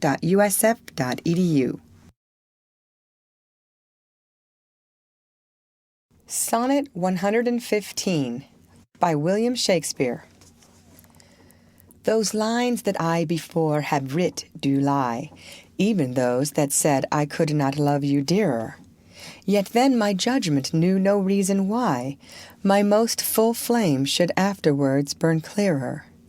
But reckoning time, whose millioned accidents creep in twixt vows and change decrees of kings, tan sacred beauty blunt the sharpest intents, divert strong minds to the course of altering things.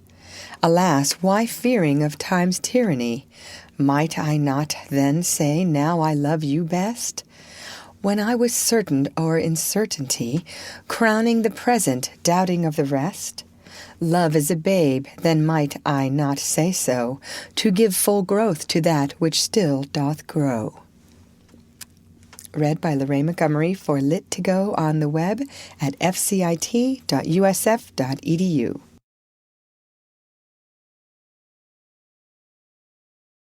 Sonnet 116 by William Shakespeare. Let me not to the marriage of true minds admit impediments. Love is not love, which alters when it alteration finds, or bends with the remover to remove. Oh no, it is an ever-fixed mark that looks on tempests and is never shaken. It is the star to every wandering bark, whose worth's unknown although his height be taken.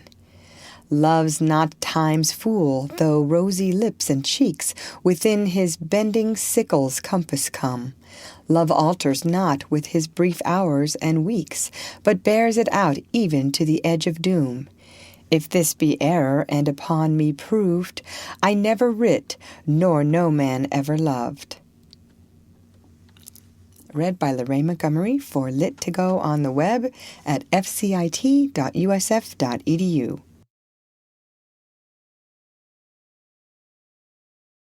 Sonnet 118 by William Shakespeare.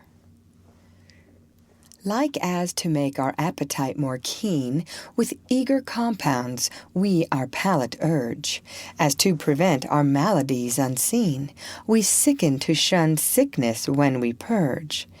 Even so being full of your ne'er cloying sweetness, to bitter sauces did I frame my feeding, and sick of welfare found a kind of meekness, to be diseased ere that there was true needing.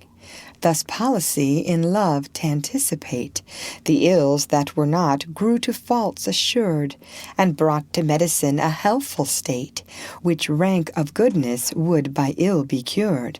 But thence I learn and find the lesson true, drugs poison him that so fell sick of you. Read by Lorraine Montgomery for Lit to Go on the web at fcit.usf.edu.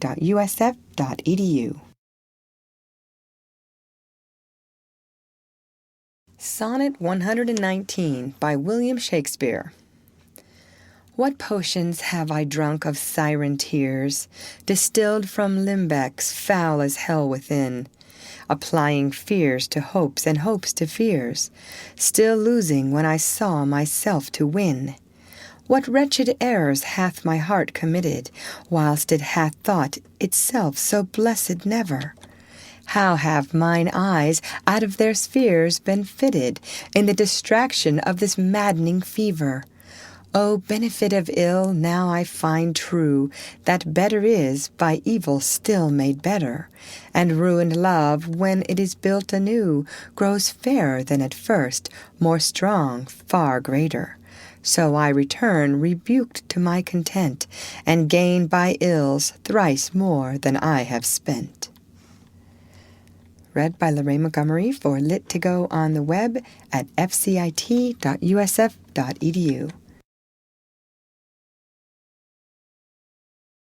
Sonnet 120 by William Shakespeare. That you were once unkind befriends me now, and for that sorrow which I then did feel, needs must I under my transgression bow, unless my nerves were brass or hammered steel. For if you were by my unkindness shaken, as I by yours, you have passed a hell of time, and I a tyrant have no leisure taken to weigh how once I suffered in your crime. Oh, that our night of woe might have remembered my deepest sense, how hard true sorrow hits, and soon to you, as you to me then tendered, the humble slave which wounded bosoms fits. But that your trespass now becomes a fee, mine ransoms yours, and yours must ransom me. Read by Lorraine Montgomery for Lit to Go on the web at fcit.usf.edu.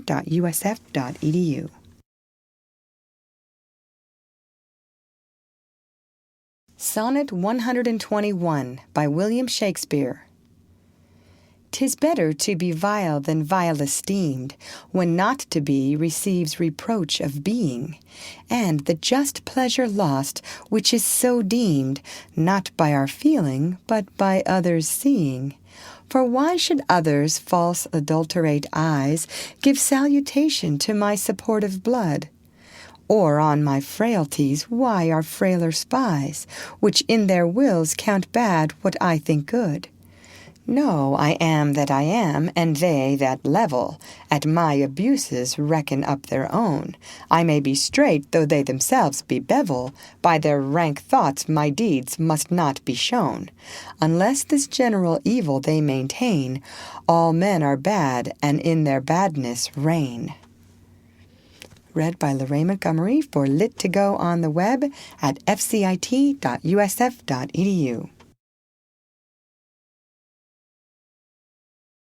Sonnet 122 by William Shakespeare.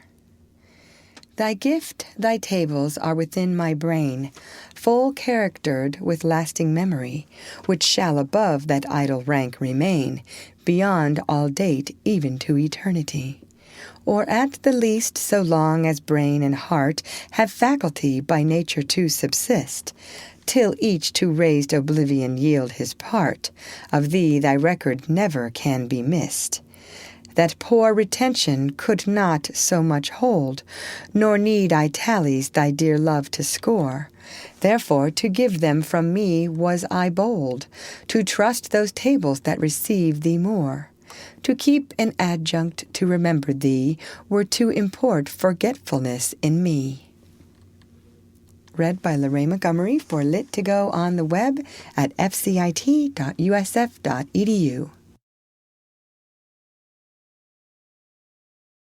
Sonnet 123 by William Shakespeare.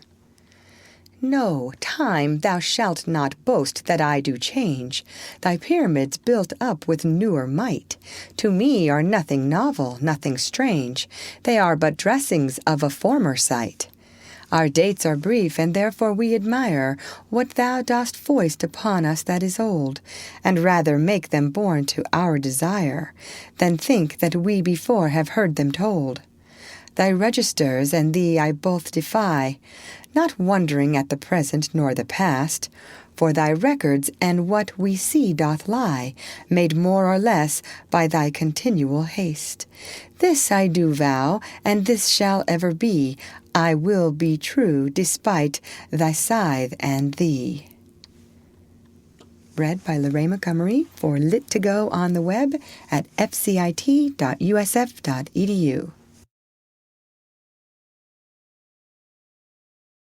Sonnet 124 by William Shakespeare. If my dear love were but the child of state, it might for fortune's bastard be unfathered, as subject to time's love or to time's hate, weeds among weeds or flowers with flowers gathered. No, it was builded far from accident. It suffers not in smiling pomp nor falls, under the blow of thrall discontent, whereto the inviting time our fashion calls. It fears not policy, that heretic, which works on leases of short-numbered hours, but all alone stands hugely politic, that it nor grows with heat nor drowns with showers. To this I witness call the fools of time, which die for goodness, who have lived for crime. Read by Lorraine Montgomery for Lit2Go on the web at fcit.usf.edu.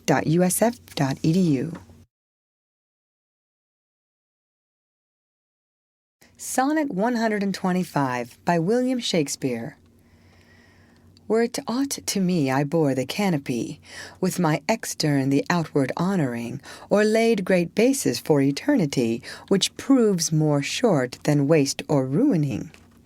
Have I not seen dwellers on form and favor lose all, and more by paying too much rent, for compound sweet, foregoing simple savor, pitiful thrivers in their gazing spent? No, let me be obsequious in thy heart, and take thou my oblation poor but free, which is not mixed with seconds, knows no art, but mutual render only me for thee. Hence thou suborned informer, a true soul, when most impeached, stands least in thy control. Read by Lorraine Montgomery for Lit to Go on the web at fcit.usf.edu.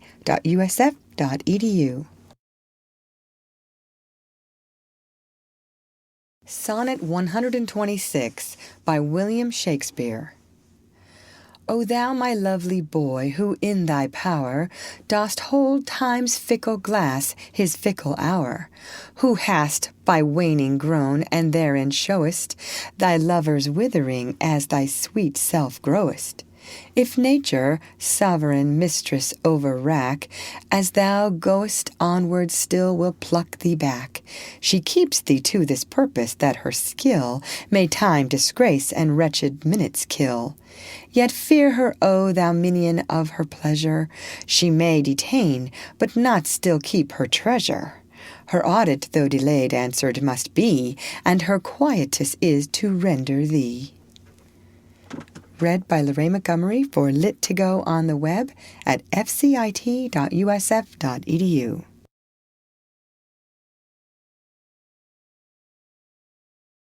Sonnet 127 by William Shakespeare.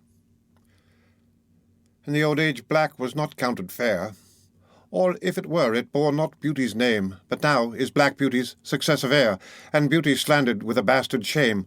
For since each hand hath put on nature's power, faring the foul with art's false borrowed face, sweet beauty hath no name, no holy bower, but is profaned, if not lives in disgrace. Therefore my mistress's eyes are a raven black, her eyes so suited, and they mourners seem, at such who are not born fair, no beauty lack, slandering creation with a false esteem, yet so they mourn, becoming of their woe, that every tongue says beauty should look so. The End. Read by Rick Kistner for Lit to Go on the web at fcit.usf.edu.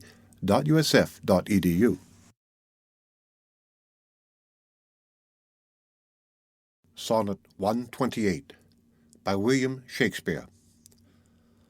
How oft when thou my music playest, upon that blessed wood whose motion sounds with thy sweet fingers when thou gently swayest the wiry concord that mine ear confounds, do I envy those jacks that nimble leap to kiss the tender inward of thy hand, whilst my poor lips, which should that harvest reap, at the wood's boldness by thee blushing stand, to be so tickled that they would change their state and situation with those dancing chips, or whom thy fingers walk with gentle gait, making dead wood more blessed than living lips, since saucy jacks so happy are in this, give them thy fingers, me, thy lips to kiss. The End. Read by Rick Kistner for Lit to Go on the web at fcit.usf.edu.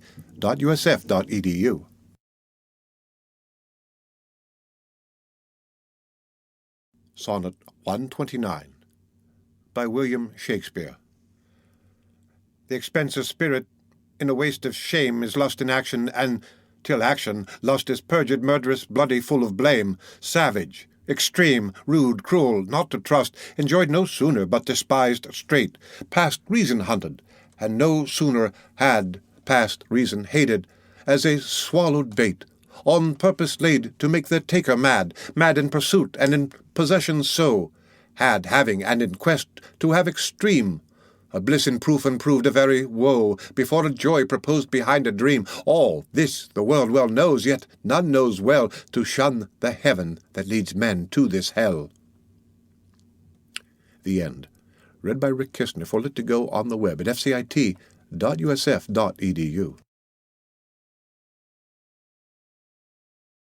Sonnet 130 by William Shakespeare.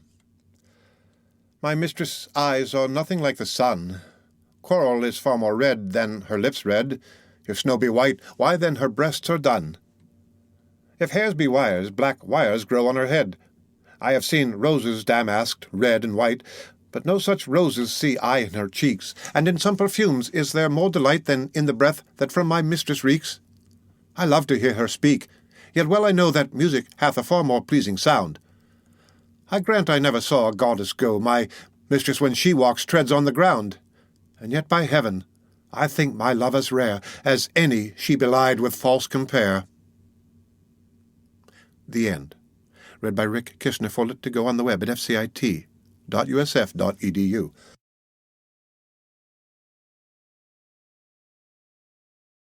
Sonnet 131 by William Shakespeare. Thou art as tyrannous, so as thou art, as those whose beauties proudly make them cruel. For well thou knowest, to my dear doting heart, thou art the fairest and most precious jewel. Yet in good faith some say that thee behold, thy face hath not the power to make love groan. To say the air, I dare not be so bold, although I swear it to myself alone, and to be sure that is not false, I swear. 1,000 groans, but thinking on thy face, one on another's neck do witness bear. Thy black is fairest in my judgment's place. In nothing art thou black, save in thy deeds, and thence this slander, as I think, proceeds. The End. Read by Rick Kishner, for Lit to Go on the web at fcit.usf.edu.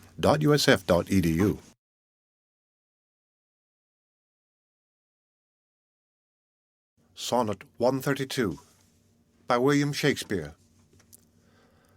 Thine eyes I love, and they, as pitying me, knowing thy heart torment me with disdain, have put on black, and loving mourners be, looking with pretty ruth upon my pain.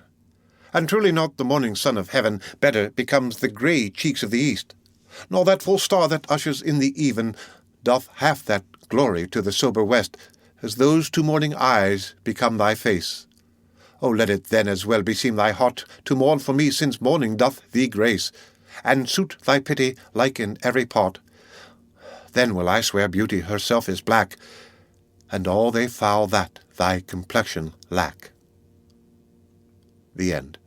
Read by Rick Kishner, for Lit to Go on the web at fcit.usf.edu.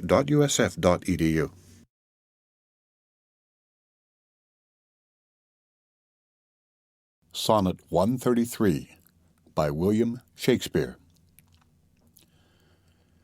Beshrew that heart that makes my heart to groan, for that deep wound it gives my friend and me. It's not enough to torture me alone, but slave to slavery my sweetest friend must be. Me from myself thy cruel eye hath taken, and my next self thou harder hast engrossed. Of him, myself, and thee I am forsaken, a torment thrice threefold thus to be crossed. Prison my heart in thy steel bosom's ward, but then my friend's heart let my poor heart bail. Whoe'er keeps me, let my heart be his guard. Thou canst not then use rigour in my jail, and yet thou wilt, for I being pent in thee, perforce am thine, and all that is in me. Read by Rick Kishner, for Lit to Go on the web at fcit.usf.edu.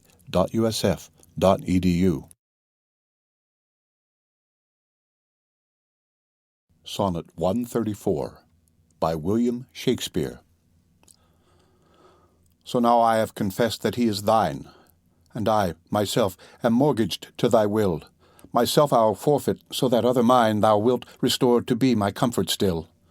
But thou wilt not, nor he will not be free, for thou art covetous, and he is kind. He learned but surety-like to write for me under that bond that him as fist doth bind. The statute of thy beauty thou wilt take, thou usurer that put'st forth all to use, and sue a friend came debtor for my sake. So him I lose through my unkind abuse. Him have I lost, thou hast both him and me. He pays the whole, and yet am I not free. Read by Rick Kishner, for Lit to Go on the web at fcit.usf.edu.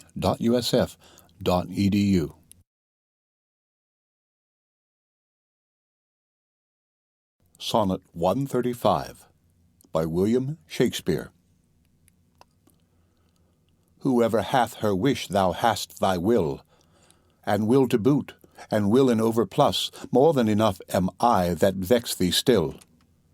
To thy sweet will making addition thus, wilt thou, whose will is large and spacious, not once vouchsafe to hide my will in thine? Shall will in others seem right gracious, and in my will no fair acceptance shine? The sea, all water, yet receives rain still, and in abundance addeth to his store.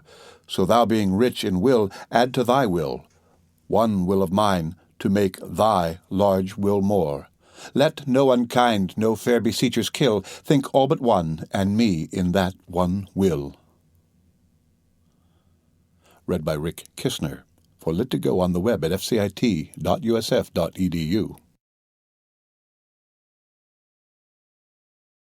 Sonnet 136 by William Shakespeare. If thy soul check thee that I come so near, swear to thy blind soul that I was thy will, and will thy soul knows is admitted there, thus far for love my love suit sweet fulfill. Will fulfill the treasure of thy love, aye, fill it full with wills and my will one. In things of great receipt with case we prove. Among a number one is reckoned none. Then in the number let me pass untold, though in thy store's account I one must be. For nothing hold me, so it please thee hold, that nothing me a something sweet to thee. Make but my name thy love, and love that still, and then thou lovest me, for my name is Will. Read by Rick Kistner for lit to go on the web at fcit.usf.edu.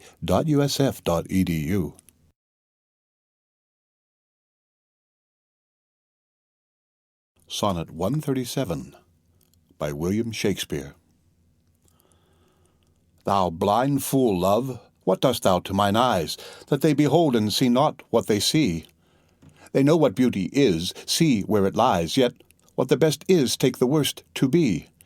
If eyes corrupt by over-partial looks be anchored in the bay where all men ride, why of eyes' falsehood hast thou forged hooks, whereto the judgment of my heart is tied?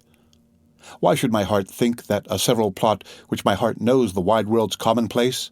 Or mine eyes seeing this, say this is not to put fair truth upon so foul a face? In things right true my heart and eyes have erred, and to this false plague are they now transferred. Read by Rick Kistner for lit to go on the web at fcit.usf.edu.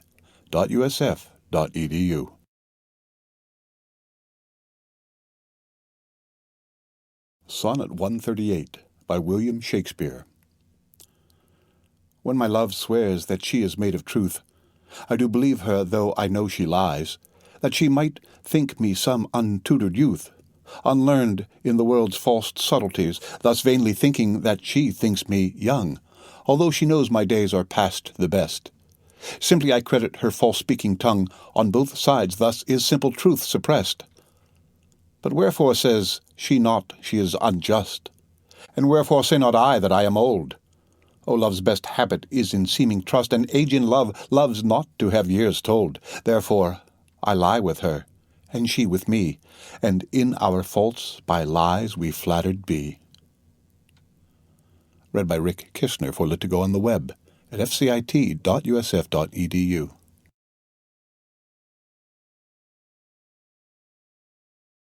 Sonnet 139 by William Shakespeare. Oh, call not me to justify the wrong that thy unkindness lays upon my heart. Wound me not with thine eyes, but with thy tongue. Use power with power, and slay me not by art. Tell me thou lovest elsewhere, but in my sight. Dear heart, forbear to glance thine eye aside. What needest thou wound with cunning, when thy might is more than my o'erpressed defence can bide? Let me excuse thee. Ah, my love well knows her pretty looks have been mine enemies, and therefore from my face she turns my foes, that they elsewhere might dart their injuries. Yet do not so, but since I am near slain, kill me outright with looks, and rid my pain. Read by Rick Kistner for lit to go on the web at fcit.usf.edu.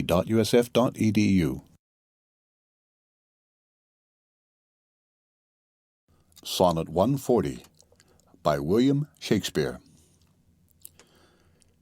Be wise as thou art cruel. Do not press my tongue-tied patience with too much disdain, lest sorrow lend me words, and words express the manner of my pity-wanting pain. If I might teach thee wit, better it were, though not to love, yet love to tell me so, as testy sick men when their deaths be near, no news but health from their physicians know.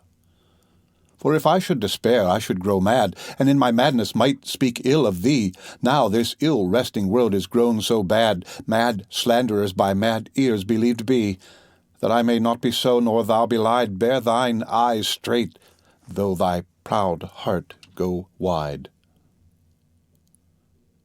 Read by Rick Kistner, for Lit to Go on the web at fcit.usf.edu.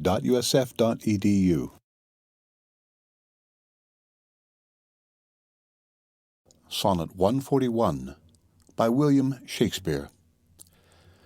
In faith I do not love thee with mine eyes, for they in thee a thousand errors note, but 'tis my heart that loves what they despise, who in despite of view is pleased to dote. Nor are mine ears with thy tongue's tune delighted, nor tender feeling to base touches prone, nor taste, nor smell, desire to be invited to any sensual feast with thee alone. But my 5 wits nor my 5 senses can dissuade one foolish heart from serving thee, who leaves unswayed the likeness of a man, thy proud heart's slave and vassal wretch to be.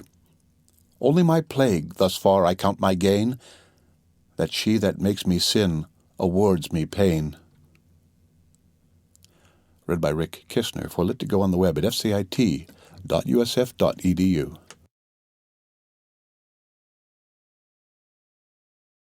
Sonnet 142 by William Shakespeare.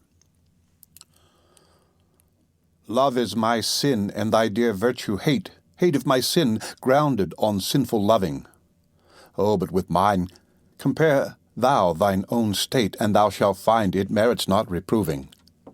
Or if it do, not from those lips of thine that have profaned their scarlet ornaments, and sealed false bonds of love as oft as mine, robbed other beds' revenues of their rents, be it lawful I love thee as thou lovest those whom thine eyes woo as mine importune thee. Root pity in thy heart, that when it grows thy pity may deserve to pitied be. If thou dost seek to have what thou dost hide, by self-example mayest thou be denied. Read by Rick Kistner, for Lit to Go on the web at fcit.usf.edu.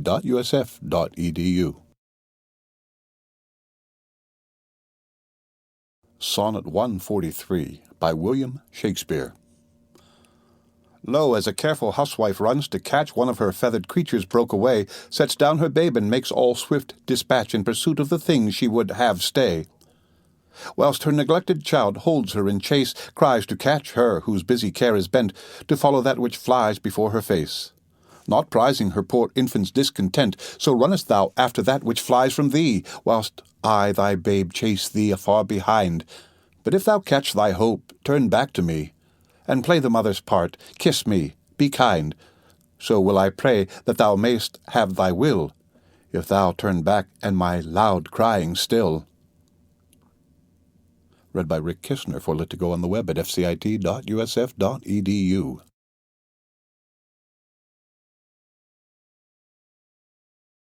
Sonnet 144 by William Shakespeare. 2 loves I have of comfort and to spare, which like 2 spirits do suggest me still. The better angel is a man right fair, the worser spirit a woman coloured ill. To win me soon to hell my female evil tempteth my better angel from my side, and would corrupt my saint to be a devil, wooing his purity with her foul pride, and whether that my angel be turned fiend, suspect I may, yet not directly tell, but being both from me, both to each friend, I guess one angel in another's hell. Yet this shall I ne'er know, but live in doubt, till my bad angel fire my good one out. Read by Rick Kistner, for Lit to Go on the web at fcit.usf.edu.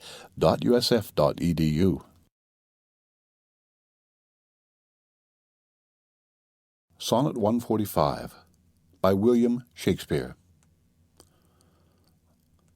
Those lips that love's own hand did make breathed forth the sound that said, I hate, to me that languished for her sake. But when she saw my woeful state, straight in her heart did mercy come, chiding that tongue that, ever sweet, was used in giving gentle doom, and taught it thus anew to greet. I hate she altered with an end, that followed it as gentle day doth follow night, who like a fiend from heaven to hell is flown away.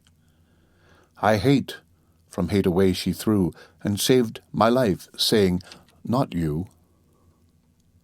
Read by Rick Kistner, for Lit to Go on the web at fcit.usf.edu.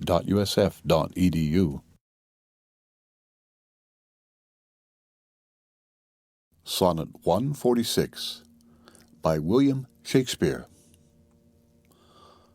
Poor soul, the centre of my sinful earth these rebel powers array, why dost thou pine within and suffer dearth?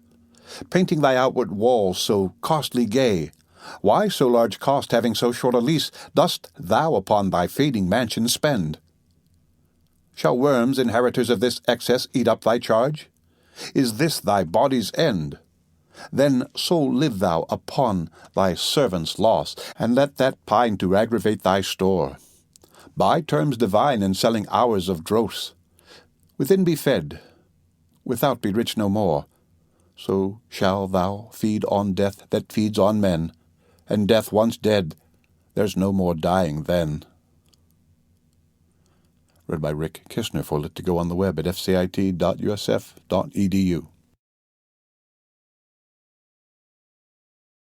Sonnet 147 by William Shakespeare.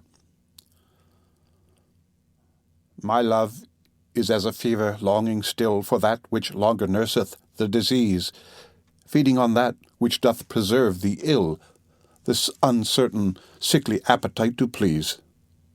My reason, the physician, to my love, angry that his prescriptions are not kept, hath left me, and I, desperate, now approve. Desire is death, which physic did accept. Past cure I am, now reason is past care, and frantic mad with evermore unrest, my thoughts and my discourse as madmen's are, at random from the truth vainly expressed. For I have sworn thee fair, and thought thee bright, who art as black as hell, as dark as night. Read by Rick Kishner for Lit to Go on the web at fcit.usf.edu.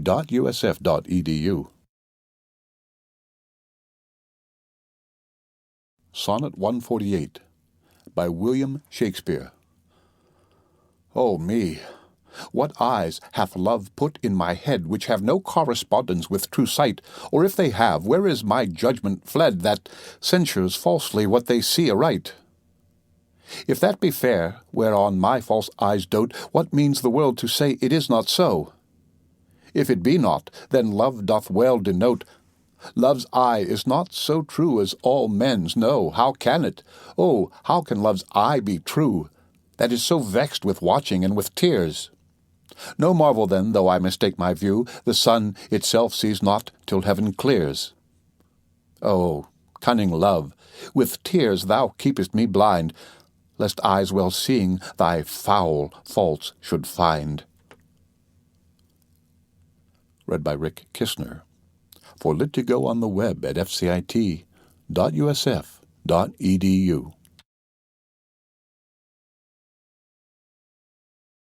Sonnet 149 by William Shakespeare. Canst thou, O cruel, say I love thee not when I against myself with thee partake? Do I not think on thee when I forgot am of myself all tyrant for thy sake? Who hateth thee that I do call my friend? On whom frownest thou that I do fawn upon? Nay, if thou lorst on me, do I not spend revenge upon myself with present moan? What merit do I in my self-respect, that is so proud thy service to despise, when all my best doth worship thy defect, commanded by the motion of thine eyes? But love, hate on, for now I know thy mind. Those that can see thou lovest, and I am blind. Read by Rick Kishner for Lit to Go on the web at fcit.usf.edu.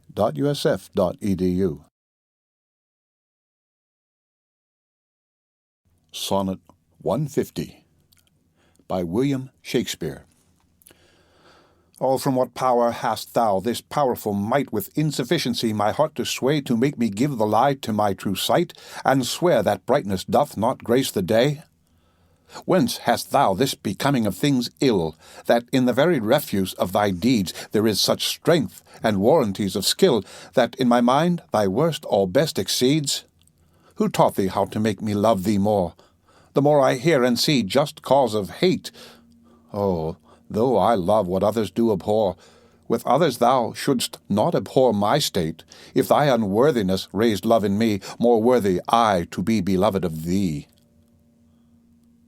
Read by Rick Kishner for Lit to Go on the web at fcit.usf.edu.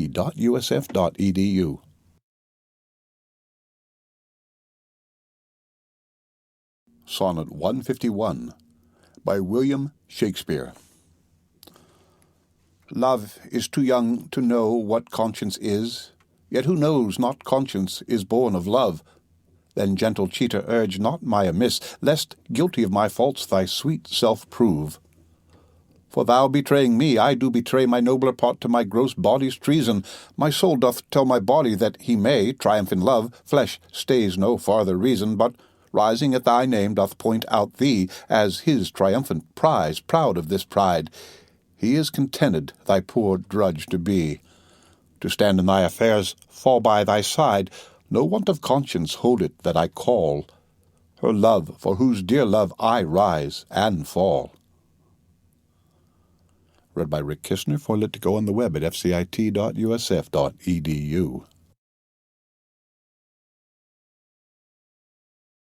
Sonnet 152 by William Shakespeare.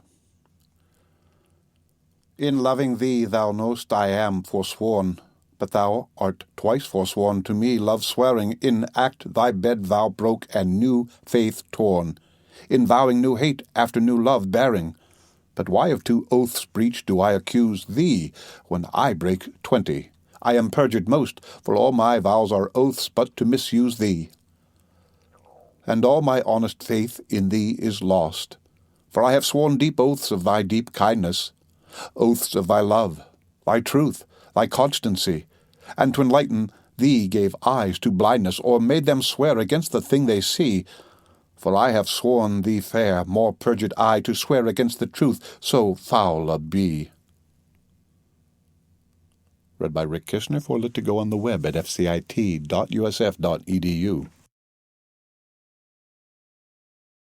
And fell asleep.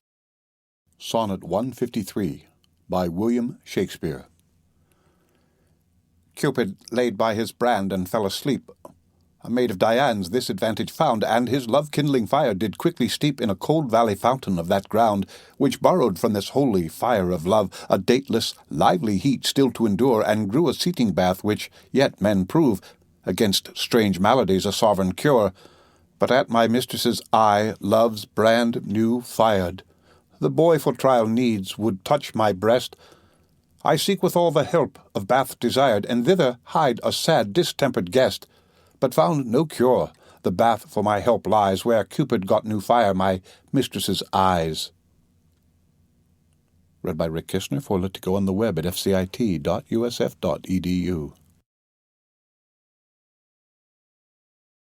Sonnet 154 by William Shakespeare.